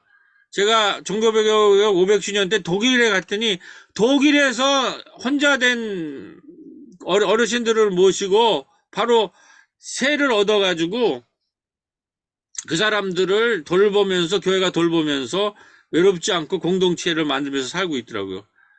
근데 우리 마을은 지금 그게 다 준비되는데 같이 살 사람이 없었어요. 근데 하나님이 이 홍철희 선교사님을 보내주신 거예요. 그래가지고 지금 돼가지고 우리 마을에 있는 세 교회가 지금 이걸 모금을 해서 방을 하나 얻고 우리에 있는 저 마을 리더들과 함께 공동 주거를, 그 돌봄 주거를 하려고 하는데, 이게 지금 한국 사회에 나홀로 된 청소년, 집 밖을 못 나가는 청소년들, 어르신들의 이 나홀로 이거 어르신들의 문제를 해결하는 가장 좋은 해결책인데, 홍 선교사님이 와서 뭐라 하냐면, 우리가 처음에 어르신만 생각했는데 청년들도 거기다 넣자. 그래서 지금 보면 어르신 3가구, 청년들이 1~2가구, 그 다음에 선교사님 가족으로 해서 할 모양이고, 그거의 집 전세를 우리 마을에서 지금 해결하려고 하는 때에, 발리의 그 두관석 선교사님이 발리 신학교에서 코로나기에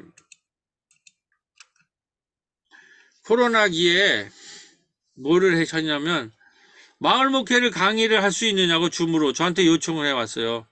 그래서 제가 그 발리 신학교 학생들을 한 40명의 줌으로 강의를 하는데, 올해는 코로나도 끝났으니까는 마을 목회를 한번 와서 직접 할 수가 있느냐. 그런데 마침 저희들이 또 그쪽에 답사를 우리 아시아 쪽에 그런 계획도 있고 그래가지고, 발리에 요번에 이제 지난달에 갔다 왔어요.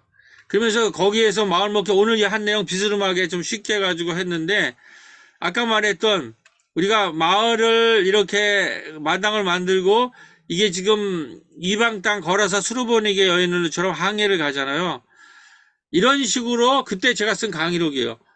지금 우리가 마을 공동체로 해서 우리가 지금 아시아로 가려고 하는 이 성서 근거처럼 이런 때에 여러분들이 초청해서 감사하고, 지금 약대동에는 이렇게 많은 사람들이 visit many people to 약대 이렇게 방문하고 있다. 마을 목회가 의미가 있어서. 그리고 우리가 필리핀 타클로반 태풍 맞은 곳에서 라이브러리 빌리지 페스티벌, 우리 여성들이 가서 도서관 축제를 했어요. 가서 2~3일 있으면서 도서관 만드는 축제를 했어요. 그래서 여기 지금 제가 2번에 했는데, 2번에 했던 이게 발리의 때의 이 강연 모습입니다. 여기서도 여러분들이 원하면 우리 약대동에서는 영화제 경험이 있고 라이브러리 도서관을 만든 경험이 있으니까, 우리가 그런 거를 우리가 보기에는 지금 아시아에서는 같으니 이제 뭐냐면은 한국에서 왔다니까 한국이 교회가 많이 성장돼 있고 부자인 나라로 이해를 하시더라고요. 발리에 있는 분들은. 그래서 우리가 지금 우리 한국의 교회 실정은 코로나 이후에 우리의 그 물질적 성장, 부자가 되고 한국 교회가 사람들이 많이 모이는 것들이 더 이상 가능하지 않은 상황으로 가고 있다. 이미 탈성장 시대고 지금 타격이 있어요. 그래서 우리가 앞으로 아시아에서 우리는 코로나 이후에 물질과 자본이 풍요로운 얘기를 하는 것이 아니라 생명을 살리는 이야기들을, 생명을 살리는 교회와 마을이, 아시아의 교회와 마을이 돼야 된다. 그 생명을 살리는 이야기는 나눔, 돌봄, 밥상, 도서관, 영화제 이런 얘기를 좀 하자. 그러면서 우리 한국에 지금 영끌 B2 해가지고 지금 사회가 완전히 붕괴되고 있는 이 얘기들을 지금 클라이메이트 오브 크라이시스, 에콜로지 오브 홉 이런 얘기를 좀 하고 왔습니다. 그래서 지구와 마을이 물질이 풍요로운 것이 아니라 생명이 풍요로운 지속 가능한 교회와 마을과 지구촌이 되려면 돌봄이 풍요로워야 되고 생명이 풍요로워야 된다는 거예요. 그랬을 때에 이 청개구리 이정아 대표님이 마지막 멘트로 좀 말씀 드리려고 하는데, 이 청개구리 버스를 잘 하시는 분이요. 한국교회에서 교회가 이제 사회로부터 좋은 이상이 없습니다. 한국은 이제 눈에 보이는 건물 교회를 원하지 않습니다. 이제 한국 교회는 커졌지만 점점 비워져 갑니다. 한국 사회는 더 이상 교회가 커져가는 것, 교회 건물이 크고 화려한 것을 바라지 않습니다. 이러한 교회일수록 외면을 받습니다. 저희 교회는 교회 건물은 없지만 3개의 식당을 가지고 있는데 장애인 학교 밖 청소년들과 함께 합니다. 부모가 없이 방치되는 아이들을 위해 저희 집을 열었습니다. 거리의 천막 식당이 건물로 바뀌고 있습니다. 사람들이 말하기 시작합니다. 당신 뒤에는 그분이 있군요라고 그리스도임을 인정합니다. 그래서 우리는 교회 건물이 없는 교회지만 하나님은 거리의 식당 천막을 건물로 바꿔주셨습니다. 누가 했을까요? 저는 할 수 없지만 하나님이 하셨습니다. 최근에 이 코로나 오니까 이제 아이들이 굉장히 지금 그 학대와 사고가 연이어 발생하면서 온 마을이 한 아이를 키운다라는 주제로 저희 교회 취재가 왔어요. 그 기자한테 제가 마지막 한 얘기가 이 목사는 예수 그리스도의 갈릴리 사역을 본받아 마을을 섬기고 있다며 작은 교회라 홀로 할 수 있는 일은 많지 않지만 마을 공동체와 연다면 충분히 돌보는 사역을 감당할 수 있다. 그러니까 교회가 마을을 돌볼 때 마을이 우리를 살린다는 거죠. 그러니까 교회가 살기 위해서라도 마을을 돌보고 마을과 연대하고 협력을 할 때 그 사람들을 자꾸 교회 안으로 끌어들이는 게 아니라 교회가 마을로 나가서 마을의 친구들이 되고 형제가 되고 마을을 섬길 때 교회가 마을을 돌볼 뿐만 아니라 마을이 교회를 돌본다는 거죠. 그래서 이 돌봄 사역이 이게 많은 게 어떻게 가능하냐. 마을이 우리의 형제가 될 때, 마을이 우리의 친구가 될 때, 마을과 함께 우리가 마당을 만들 때, 플랫폼을 만들 때, 이 일이 가능한 줄로 믿습니다. 여기까지 제 얘기는 마치도록 하겠습니다.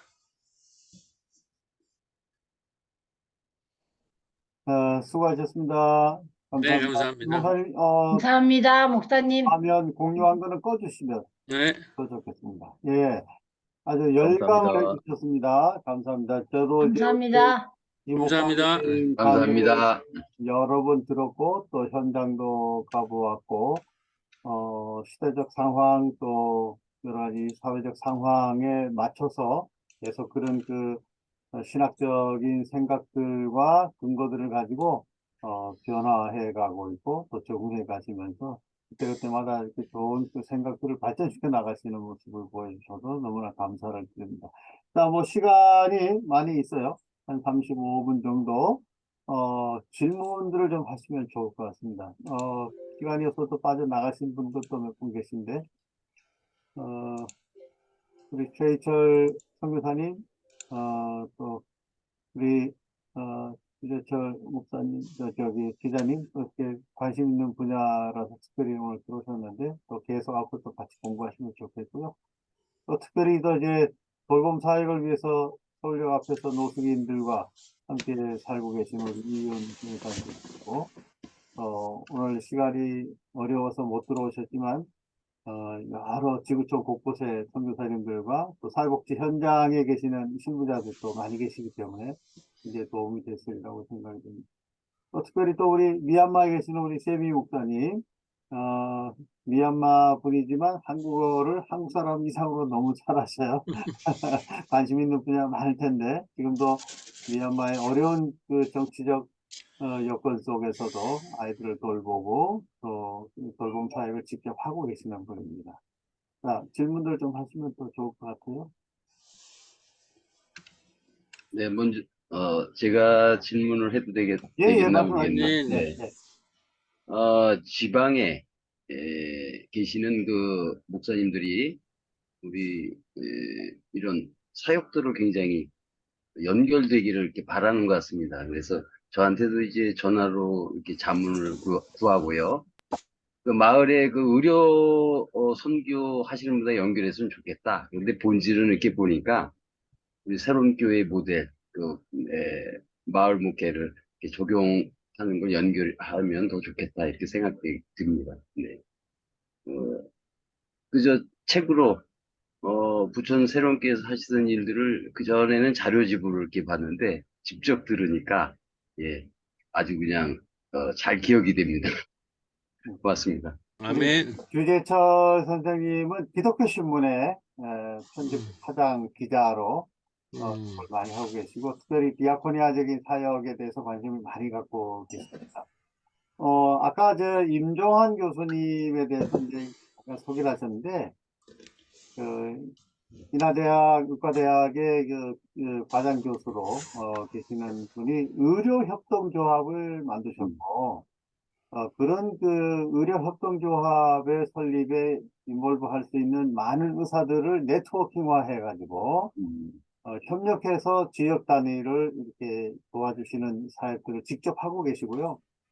저희들과도 함께 한때 한 3, 4년 전부터 이 신현재단과 연관한 그런 같은 아이디어와 같은 목표를 향해서 같이 하다가 조금 이제 헤어지게 됐는데, 전국적으로 의료협동조합을 지역 네트워크로 많이 만들려고 하는 이런 운동을 지금도 계속 확산시켜 나가고 계시고 있기 때문에 한 30여 년간 그런 일들을 하셨기 때문에 또 마침 또 우리 유원돈 목사님과는 지근거리에서 좋은 모델로 이렇게 연결이 됐던 것 같습니다. 약대동 분이에요, 그분이. 약대동 교회를 다녀요. 약대 감리교회. 네. 뭐 좀 더 설명을 좀 해주시던지 보충적으로. 네. 제가 시간이 늘 부족해가지고, 조금 더 할 얘기가 있는데, 좀 1분 끊었는데, 조금, 네, 맞아요. 네, 네. 조금 네, 그러면 포인트로 하셔도 다시 네. 가서, 조금 지금 한국의 전체 흐름에 대해서, 제가 한 5분 정도 더 네, 좀 말씀하세요. 얘기하고, 예, 예. 네. 그래서 며칠 전에, 우리 경기도에서, 이제 경기도 마을, 거기는 목회가 아니죠. 마을, 마을 살리기, 마을 만들기. 네네. 마을 지원 센터에서 이제 저희 교회, 저희 약대동을 취재해 왔는데, 교회가 아니라 마을을 취재해서 왔는데, 제가 어차피 저로부터 약대동네 향후 방향에 대해서 좀 얘기하라고 그랬어요. 제가 이제 3가지로 얘기했는데, 지금 하나는 저희 오래된 선교 기관이 이제 가족도서관과 지역아동센터인데, 여기에는 마을 기록 프로젝트를 요번에 성탄에 저희 가족도서관이 20주년이 됐거든요. 이 두 그룹이 연대해서 프로젝트를 내가지고 마을 기록 프로젝트가 지금 진행이 돼요. 그래서 이게 굉장히 중요한 결실이다 이렇게 말씀을 드렸고, 그다음에 아까 말한 이제 문예학당, 문화예술인이 모이는 사람을 중심으로는 꼽사리 영화제에 참여하고, 봄과 가을에는 문화 소축제를 열고, 또 여름 마을 학교 때에는 미디어 마당을 열고 생태 마당과 축제를 준비한다. 그러니까 요 문예마당 학당과 이런 소축제가 늘 이제 문화인들이니까 축제랑 연결을 하는데, 작년에는 아까 말했듯이 미디어 마당을 열었는데, 올해는 기후 생태 마당을 이제 준비하고 있습니다. 그래서 요 말씀을 드리고 싶고, 그 다음에 약대동 돌봄 네트워크에서는 지금 한글 교실, 노래 교실, 건강 교실을 해서 이게 돌봄 마실까지 이게 진도가 나갔는데, 요것의 모든 것을 캐나다 선교사님이 오셔서 같이, 그러니까 한 5가구가 같이 사는데, 3가구는 어르신, 2가구 정도는 청년들이 이렇게 세대 공감으로 같이 살 때에, 그거를 마을에 있는 교회들이 같이 사는 공간을 얻어드리고, 그 다음에 마을에 있는 아까 말한 건강 리더, 문화 리더, 생태 리더들이 어르신들을 이렇게 돌보는. 근데 지금 어르신들이 이렇게 아파트로 뭐라 그러나요?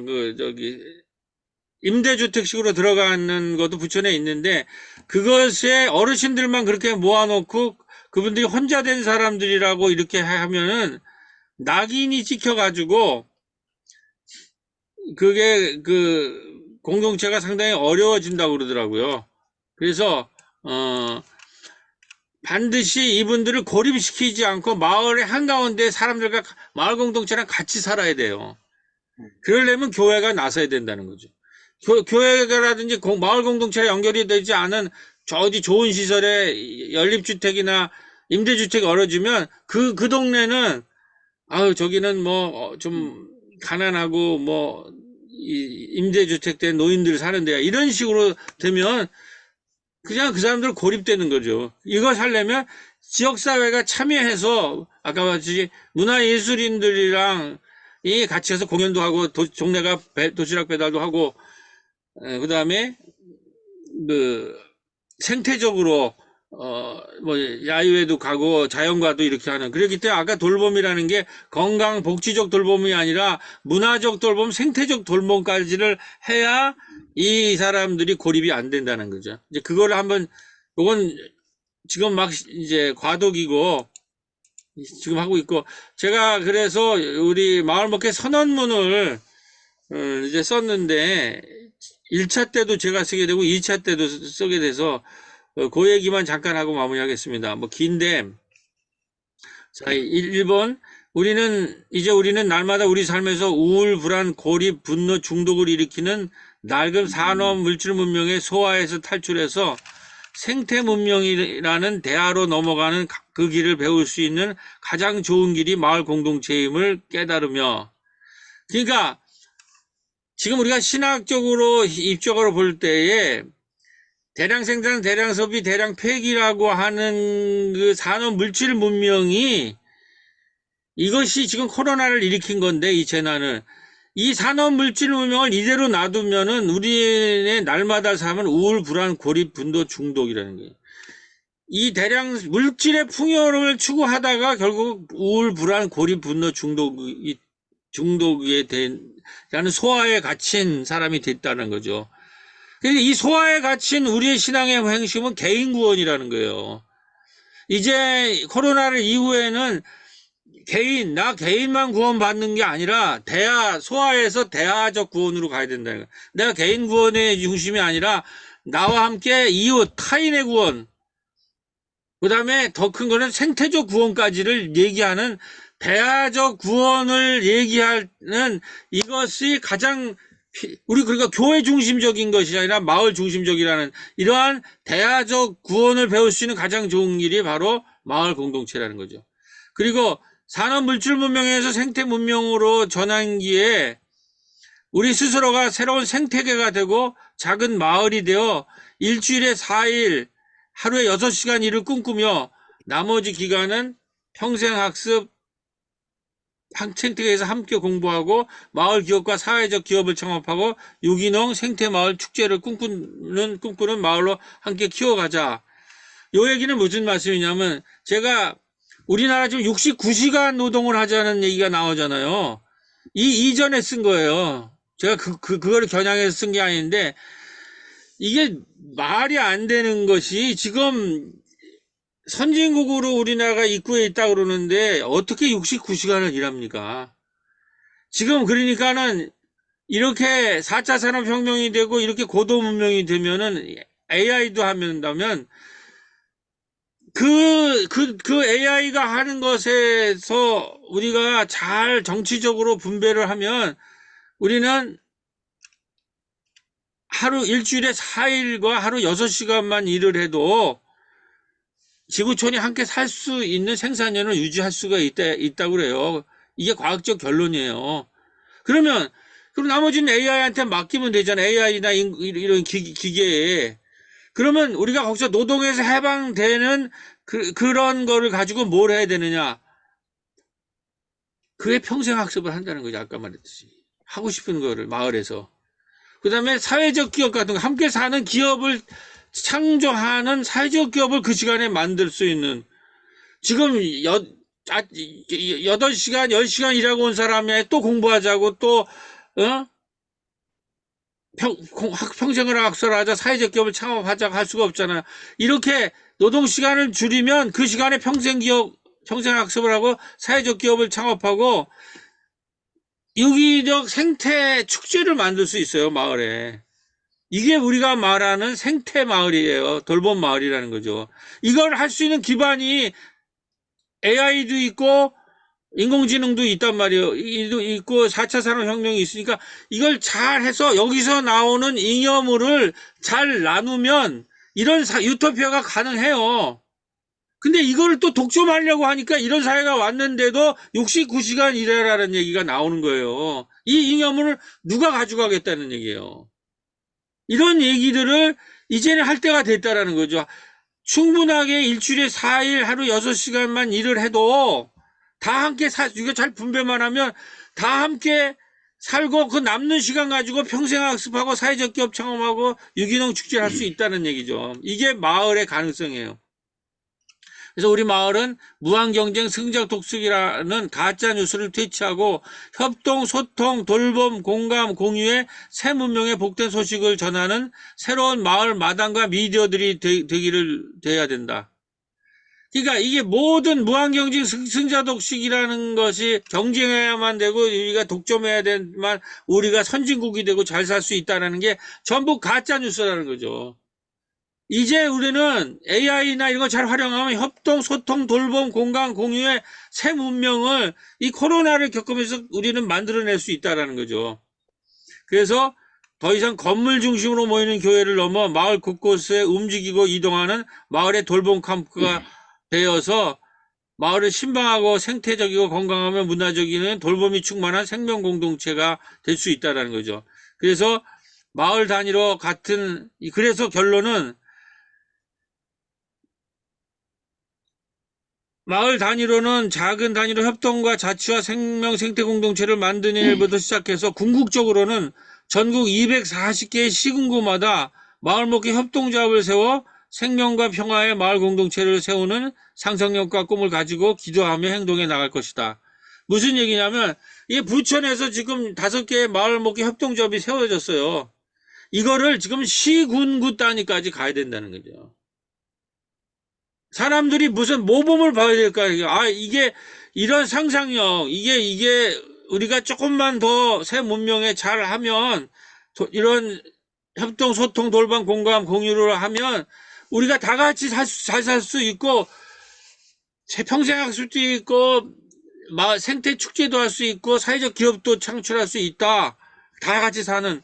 이 상상력을 누가 제일 처음에 구체적으로 마을 단위에서 가장 이걸 잘 실현할 수 있는 마을 단위에서 누가 하냐?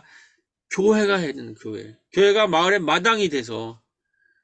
하여튼 이런 식으로 전문도 있으니까 한번 이게 선언을 쓴 게 있어서 시간 때문에 이거 뺐는데 하여튼 요거를 보충합니다. 예, 감사합니다. 고맙습니다. 예, 감히 공유 써주시고요. 예, 보충해서 고맙습니다. 제가 10년 전부터 11년 됐는데, 기독교 사회적 기업 지원센터 운영위원장을 3번을 했고, 최근에는 이제 작년에 그 인천 지역에 있는 기장의 이준모 목사님 중심으로 개인교회. 해인교회 그리고 내일을 위한 뇌를 여는 집. 내일 여는 집 사단법인 내일을 여는 집 중심의 사역들과 함께 더불어 사회적 협동조합 신여를 이제 운영을 하면서 제가 이사장으로 조금 섬기고 있습니다. 또 한편으로는 우리 교단 중심의 한국신현재단, 우리 여기 들어와 계시는 이희훈 목사님도 한국신현재단과 연관한 노스팀 돌봄센터를 이제 운영하고 계신데, 기독교 사회적 기업이 이제 사회적 경제 개념 속에서 이해되어지는 그런 사회적 기업과 사회적 협동조합 등등의 사회적 경제 개념을 우리 목회자들이 좀 더 적극적으로 공부하고 이해하게 되면 사실은 이 마을 목회 개념이 굉장히 중요한 사업화될 수 있는 프로그램들이 굉장히 많이 만들어질 수 있고, 또 사회적 협동조합 신여는 1교회 1 사회적 기업 이런 모토를 가지고 이제 확산시켜 나가는 사업도 하고 있습니다. 저도 이제 사회 복지학을 추가적으로 한국에 와서 좀 공부도 좀 해보고 하면서 한국 사회의 사회복지 현황과 법제와 통계를 정확하게 제가 파악하는 데 주안점을 두고 공부를 좀 했었는데, 오늘날 우리 대한민국의 사회복지의 중요한 포인트 중에 하나가 시설 중심으로 이렇게 개토화되어졌던 장애인이나 어떤 돌봄이 필요한 사람들을 탈시설이라고 하는 그런 정책으로 이 사회 통합적인 어떤 돌봄 센터가 필요하다는 쪽으로 나오고 있는데, 방향은 맞다고 생각을 해요. 그러나 일반 사회에 장애인을 풀어놓거나 뭐 정말 도움이 필요한 사람들을 이렇게 사회로 내보냈을 때에 인프라가 구축이 돼 있지 않고 사회가 감당을 못하죠. 사람들이 없는데 내보내기만 하면 어떻게 하냐. 그 자신의 가족들이 케어할 수가 없는데, 그러니까 이제 마을 단위의 이런 종합적인 돌봄센터가 복지적으로도 시스템화돼야 되고, 거기에 민간 사회복지적 의미를 가지고 있는 교회가 함께 연대를 하게 되고, 또 노인들이나 장애인이나 다양한 돌봄이 필요한 사회적 약자들을 사회적 통합의 의미로 섬기게 된다면 굉장히 중요한 의미가 있다고 생각이 됩니다. 그게 바로 이제 디아코니하고 또 교회가 본질적으로 감당을 해야 될 그런 사명이라고 생각을 합니다. 자, 좀 더 구체적인 질문 좀 더 하시죠. 여러분, 현실적으로. 네팔에 계신 우리 선교사님 좀 질문하시면 어떨까요? 예, 최희철 목사님. 예. 예, 우리 목사님 강의 잘 들었습니다. 예수님의 가버나움 사역을 마당 사역으로 해석하신 부분이 아주 신선하게 예, 다가왔고요. 약대동만을 범위로 했을 때 약대동 내에 교회들은 몇 개가 있고 또 이렇게 마을 목회에 참여하고 있는 그 교회들의 그 범위 내지는 퍼센트는 어느 정도가 되는지. 예. 네, 아주 중요한 질문을 해주셨습니다. 뭐 제가 정확하게 지금 우리 약대동의 교회가 몇 개인지는 모르겠고요. 하여튼 우리가 지난번에 이제 코로나 직전부터 우리 이제 한국 사회에서 이제 돌봄이라는 주제가 나오고 커뮤니티 케어라는 개념이 나왔을 때 우리 약대동에서 그 세 교회가 모여가지고 약대 중앙교회, 약대 감리교회, 새롬교회가 모여가지고 커뮤니티 케어, 그게 이제 거기 이제 임종환 교수님이 계셨고 중앙에 약대 감리에 임종환 교수이고 제가 새롬교회에 있어서 이제 평소에 이렇게 소통이 되면서 그 부천 지역에 이제 커뮤니티 케어가 이제 들어와서 이제 마을 단위로 모였을 때에 거기에 또 이제 약대 그 중앙교회에 있는 한 그 안수 집사분이 또 지역에 그 복지 사업을 잘하는 이사장님이라서 그렇게 모여가지고 이제 세 교회가 이제 토론을 해가지고 우리 시청에 가서 이제 약대동 커뮤니티 케어에 대해서 조직도 만들고 마을 단위로 어떻게 이런 것들을 잘 소통할 수 있는가 이제 그렇게 해가지고 발표도 한 경험도 이제 있는데 그러고 나서는 이제 코로나를 이제 커뮤니티 케어를 같이 공유를 했고 그때 같이 마을의 협동조합 세미나 커뮤니티 케어에 대한 세미나도 했어요. 우리 세 교회가 이제 주체가 돼가지고. 근데 이번에 이제 코로나 끝나고 나서 이제 저랑 뭐 임종환 교수님은 이제 계속 이 문제에 대해서 이제 하면서 뭐 임종환 교수님 같은 건 마을먹기 협동조합 같은 게 필요하다. 아까 240개 시군구 그거는 이제 그분이 전체적 사회적 희년 사회적 경제라는 걸 하면서 이제 그런 것이 필요하다라는 거를 이제 유럽에 있는 그 볼리오나나 원드라곤이랑 네트워크를 또 가지고 계셔서 이제 그런 시야를 갖고 있는데 이제 임종환 교수님은 그거가 목회자가 아니니까 마을 단위에나 이제 이런 거는 그런 공동체가 있지는 않죠. 그러니까 이제 저랑 희년상생에 와서 한번 강의를 해달라고 그래가지고 제가 가서 이제 그런 거를 했는데 하여튼 잘 돼가지고 부천에서 한번 협동조합을 만들자. 그래가지고 이제 본격적으로 해서 지금 우리 커뮤니티에 한 100명 정도가 지금 들어와 있어요. 마을목회 협동조합을 이제 부천에서 시작했는데, 그거를 이제 전국화하기 위한 100명 정도가 이제 들어와 있는데, 하여튼, 그런 상황 속에서, 이제 요번에 아까 말했듯이, 저희가 이제 그 코로나 기간 중간에 이제 임종환 교수랑 저랑 우리 부천의 약대동 마을이랑 부천에는 의료사회 협동조합이 있어요. 이제 많은 도시가 이제 의사들이 그게 돈만 밝히는 의사들이 아니라 뭔가 이런 의료의 본 그거를 하는 좋은 의사들이 마을 저기 도시마다 협동조합을 갖고 있더라고요. 부천도는 부천 의사협이라는 그래서 그 병원도 세우려고 하는 움직임이 있고 그러는데 그분들이랑 그래서 조인을 해서 아까 말했듯이 건강 리더들을 마을 앞으로는 마을 단위로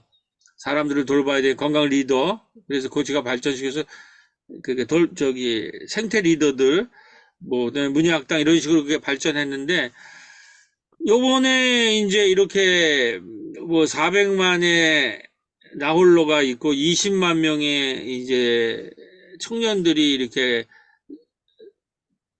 고립돼 있는 잡혀돼 있는 이런 이제 상황 속에서 이거를 공동주택을 만들어서 혼자 있는 사람들이 한 5가구씩 하는 걸 실험을 해보자 라는 것들을 우리가 이제 토론하실 때 이제 우리는 이제 하나님이 사람을 보호해 주신다라는 경험을 하게 된 거예요. 선교사들을 만났는데 마침 그분이 와서 그래가지고 지난주에 그 세교회 안수집사들이 처음에 안수집사 시절에들 만나서 커뮤니티 케어를 했는데 임종환 교수는 장로가 됐고 두 분은 지금 안수집사거든요. 세 분이 만나가지고 5월에 이거 공청회 같은 걸 해서 이제 본격적으로 모금을 해서 선교사님이랑 마을에 있는 혼자 사시는 분이랑 해서 이제 돌봄 주거 이거를 하자 그런 것까지를 이렇게 서로 의사소통을 했다고 그러더라고요. 그러니까 저는 이 일은 평신도들이 중심이 됐으면 좋겠고 목사들은 뒤에서 지원하는 방식으로 하겠다 그랬는데 하여튼 뭐 이게 기적이죠. 뭐 오랜 서로 간에 신뢰가 뭐였는지 하여튼 안수집사랑 이제 장로님이 거기까지 이렇게 하고 또 선교사님이랑 같이 만나서 그런 토론이 있었다고 저는 지금 듣고 있습니다. 네, 우리 그래도 저 실제적으로 꼭 마을 목회에 관심이 있어서 동참하고 계시는 목사님들은 안 계신가 보네요.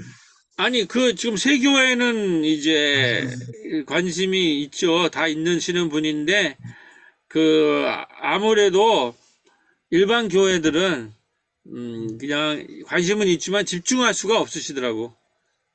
저는 그 중에서 제일 작은 교회고 더 중형 교회들이에요. 다른 두 곳은. 저는 처음부터 우리 교회는 목표가 지역 마을 목표였기 때문에 저는 집중하는데 그래도 서로 잘 소통이 돼요. 서로에 대해서 존중해주고 또 우리 같은 경우가 하는 것은 어느 정도 이렇게 힘을 모아주는 그런 흐름까지는 좀 와 있습니다.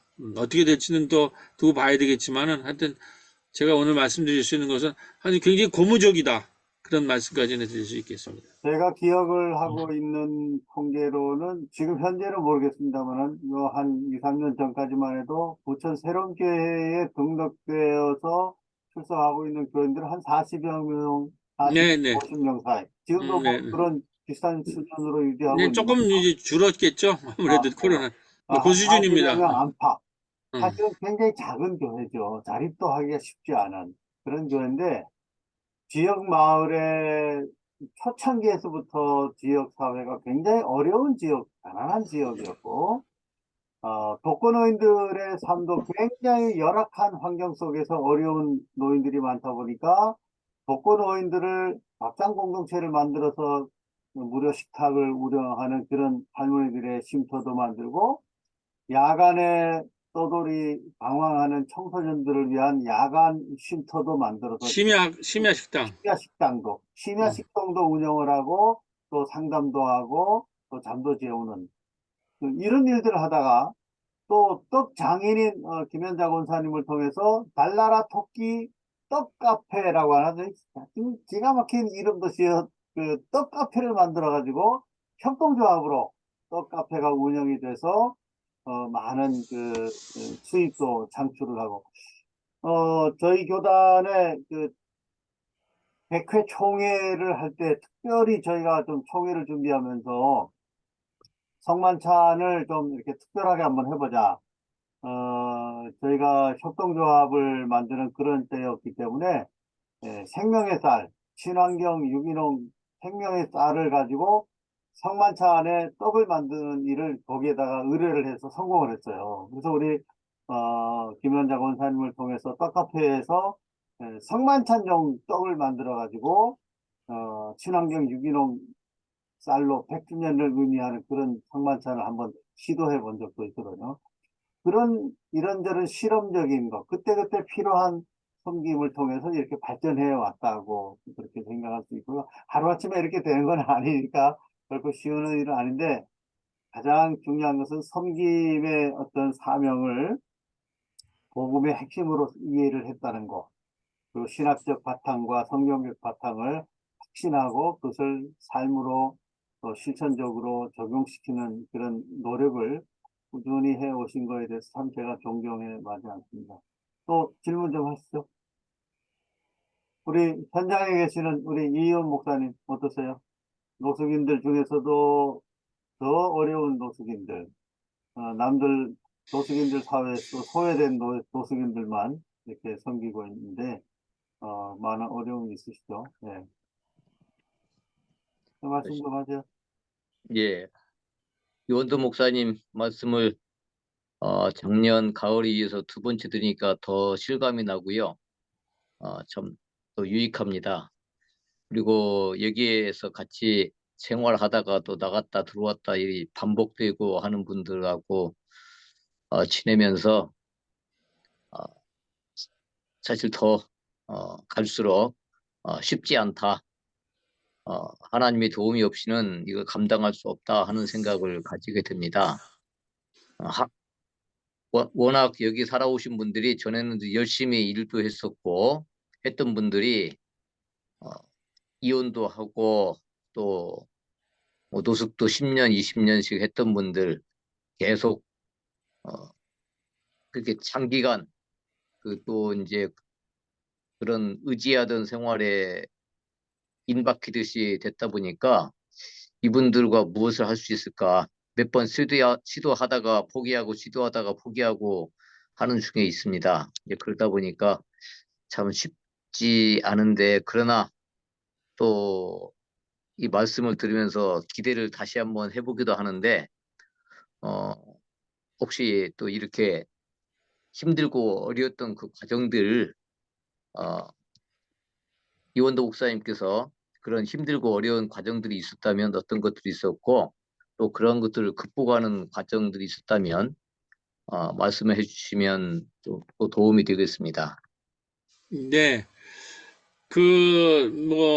코로나기가 이제 끝나고 나서 보니까, 저희 교회도 지금 30% 정도가 이제 안 나오는 분들도 있고 여러 가지 이제 어려움이 있다고 그러는데, 하여튼 저희 교회도 제가 통계까지 내려보지는 않지만은 여러 가지로 이제 어려움을 겪는 분들 또 교회도 잘 못 나오는 분들도 이제 좀 있고, 저는 특별히 그거는 이 전체가 그런 거니까 또 다시 또 나오기 시작하는 분도 있고 그건 이제 같이 겪는 일인데 그동안에 이제 이 사역의 중심에 있었고 굉장히 하여튼 많은 도움을 주셨던 분인데 여러 가지 사정으로 제가 그걸 일일이 말씀드려 그것을 하기 힘든 상황에 이제 생긴 분들이 많이 생기더라고요. 그래서 한때는 이게 지금 지속 가능한가 이 일이 제가 이렇게 전체 그림이라는 거를 이렇게 그렸지만 이게 늘 완성적인 게 아니라 가다가 또 지금 이은 목사님 똑같은 말씀하시면 삐걱거리고 어떨 때는 다 붕괴되는 거 다 해체되는 위험도 겪고 또 이게 가능하겠냐 정말 하나님의 도움 없이는 불가능하다 하는 것을 코로나기나 이후에도 여러 차례 지금도 계속 겪고 있는 중이라고 생각을 합니다. 근데 제가 아까 선교사님 세 분 만나는 그거가 이제 그러고 나서 예수님들의 항해할 때에 제자들이 전부 이제 이방 땅으로 가자 그러는데 그냥 거기에 동참하거나 같이 합류하기보다는 큰일 났다, 다 죽게 됐다. 예수님이 옆에 있는데 유정이다. 그다음에 예수님이 옆에 있는데 생명의 빵이 옆에 있는데 빵이 없다라고 하는 그 제자들 모습들 가운데 우리들의 모습을, 우리 공동체의 모습도 거기서 발견이 되더라고요. 근데 놀라운 거는 이 이방에 가는데 가장 수제자들인 제자들이 이렇게 흔들리는데 거라사 지방에서 갔더니 그 광인이 예수님을 따라 나서겠다고 그랬을 때 예수님이 뭐라 그러냐면 너는 이 지역, 따라 나오시면 이 지역을 선결하고 하는 지역 협력자를 얻고 수르보니게 여인, 수르보니게 하열병 걸린 여인도 이제 결국은 그 휘파케인가? 어떤 신학자가 휘파케라는 동사가 쓰는데 그거는 뭐냐면 제자처럼 모든 걸 버리고 나를 따라 나서라는 게 아니라 너는 이 지역에서 이 지역, 네 마을을 섬겨라. 이런 얘기라는 거예요. 데카폴리스에서 10도시에서. 근데 아주 결정타는 수르보니게 여인이었다라는 거죠. 수르보니게 여인은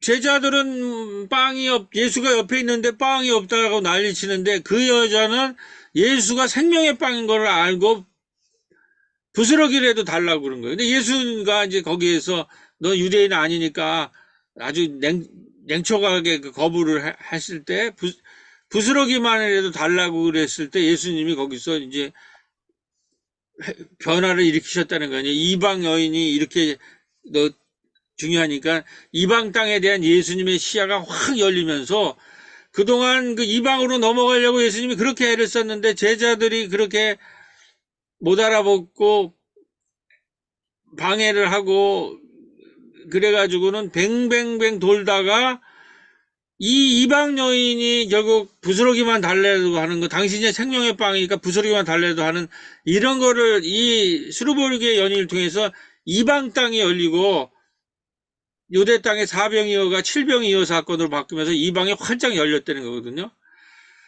그러니까 제자들은 그 이후에도 아까 못 알아듣고 벌짝밭에 떨어진 것처럼 해서 결국 그게 항해 이후에는 배반 부인 도망으로 이어지는데 이 항해 도중에 세 사람이라는 한 사람들이 그 와중에도 협력자를 하나님이 보내주신다라는 거죠. 저는 요번에 이제 우리 마을에서도 굉장히 이걸 넘어서야 되는데 넘어서는데 3명의 선교사님들을 마을에 보내준 남아공에 있는 친구가 물론 한국에 왔다가 들린 거겠지만 하여튼 와서 인터뷰를 하고 발리 신학교에서도 오고 또 캐나다에서 오고 그래서 이걸 넘어서는 거를 볼 때 끊임없이 어려움은 있고 끊임없이 배반 부인 또 도망이라는 것이 우리 주변에서 매일처럼 일어납니다. 예수 일을 할 때.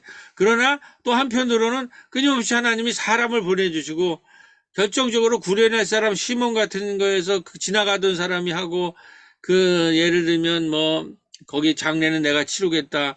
저 사람이야말로 백부장은 하나님의 아들이다. 이런 작은 사람들이 아까 제가 마지막 인터뷰에 그랬잖아요. 우리는 힘이 없지만은 그 작은 사람들이 연대할 때 결국은 예수가 부활했다라는 소식을 전하면서 부활이 끝나잖아요. 복음서가 결국은 부활은 온다라는 거죠. 제가 제대로 얘기했는지 모르겠지만 하여튼 네, 제가 코로나 기간에 경험한 것입니다. 이것은. 네, 감사합니다. 이제 시간이 다 돼서 마무리하게 되는데 우리 세미 목사님 혹시 특별히 질문하고 싶은 거 있어요? 아니면 느낌이나 간단하게라도 간단한 소감 정도. 음소거 푸시고. 예. 네, 오늘 그 수업 되게 잘 들었습니다. 저한테도 너무 유익한 시간이었습니다. 목사님만큼 많이 하진 않지만 그래도 미얀마에서 우리가 조금씩 작게 이렇게 돌봄에 대해서 지금 하고 있습니다. 특히 미얀마가 이제 코로나 이후와 쿠데타 이후에 사람들이 많이 어려워해서 이제 우리는 교회는 없고 그냥 사역지는 있어요. 그래서 그 사역지에서 하고 있는 거는 이제 우리 집 앞에 옆에 그 사람들한테 물 나눠주거나 아니면 그 사람들이 마당이 없어서 이제 아이들이 놀 수 있게 놀이터를 만들어주고 어른들이 쉴 수 있게 쉼터 이런 거를 만들어주면서 그렇게 하고 있습니다. 근데 이제 우리가 그렇게 뭐 쌀도 나눠주고 여러 가지 나눠주지만 미얀마가 불교가 너무 강한 나라라서 이제 기독교에 대한 그 거부감이 되게 심해요. 그래서 우리가 무언가를 하면 우리가 우리 종교에 끌어들일까 봐 그런 걱정이 되게 많더라고요. 그래서 이제 이렇게 마을 목회를 할 때에 이제 그 여러 그냥 교회 믿는 사람들만 아니라 안 믿는 사람들도 같이 활동하기 때문에 혹시 제가 궁금한 게 주의해야 할 점이나 혹시 이런 거 있을까? 그게 궁금합니다. 제가 조금 말씀드려도 될까요? 네, 조금 하십시오. 네. 네. 지금 발리에서도 이제 저보러 한번 오라고 그러는 것도 거기도 전부 전체가 인도네시아는 이슬람인데 발리는 또 그 뭐라나 그 다른 그 힌두교가 아마 이제 중심이 이제 돼 있어서 그 선교사님이 저를 부른 이유는 발리나 지금 미얀마도 마찬가지인데 이미 이슬람이나 여기 회교도나 저기 불교가 있기 때문에 거기서 교회를 세워서 목회를 할 수 있는 상황이 아니라는 거죠, 아시아는. 그렇기 때문에 그 선교사님의 얘기는 마을 목회를 해야 된다. 이 아시아야말로 이렇게 이제 돼서 소위 말해서 그리고 그 종교 간의 대화 또 그 지역 사회에서 결국은 아까 그 굉장히 좋은 사례 같은 건데 먼저 교회를 세우려고 하지 않는 것이 아니라 마당을 만들어지 놀이터를 만들어든지 물을 공급하든지 그래서 사회적 자본을 소셜 캐피탈을 만들어서 신뢰를 만들어서 그 신뢰라는 네트워크를 통해서 아까 그 건물 없는 교회 얘기했었잖아요. 지금 건물을 교회로 보는 시대가 아니라 건물은 없지만 신뢰나 믿음이라는 것에 어떻게 네트워크를 만들 수 있느냐. 그게 바로 마을 목회거든요. 그러한 것으로 그다음에 지금 주류가 가지고 있는 그런 세계관이랑 때로는 부딪힐 때도 있지만 또 그 부딪힘을 피하면서 어떻게 지혜롭게 이 신뢰라는 것과 믿음의 네트워크를 만들어 나가야 되느냐.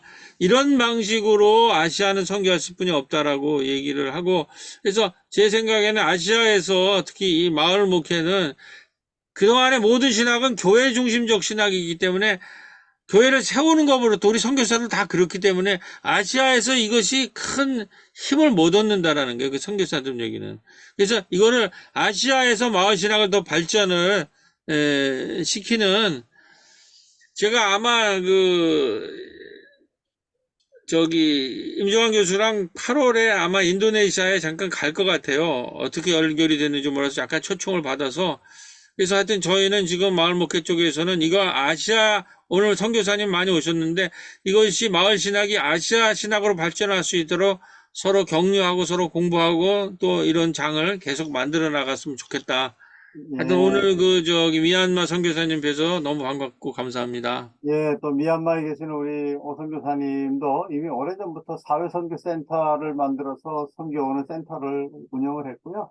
또 우리 교회 사회봉사부와도 연계해서 저도 뭐 갔었는데 우물을 파서 좋은 물을 공급하거나 말씀하신 것처럼 방과 후 학교를 운영을 하거나 뭐 다양한 사역을 지금 잘 해가고 계세요.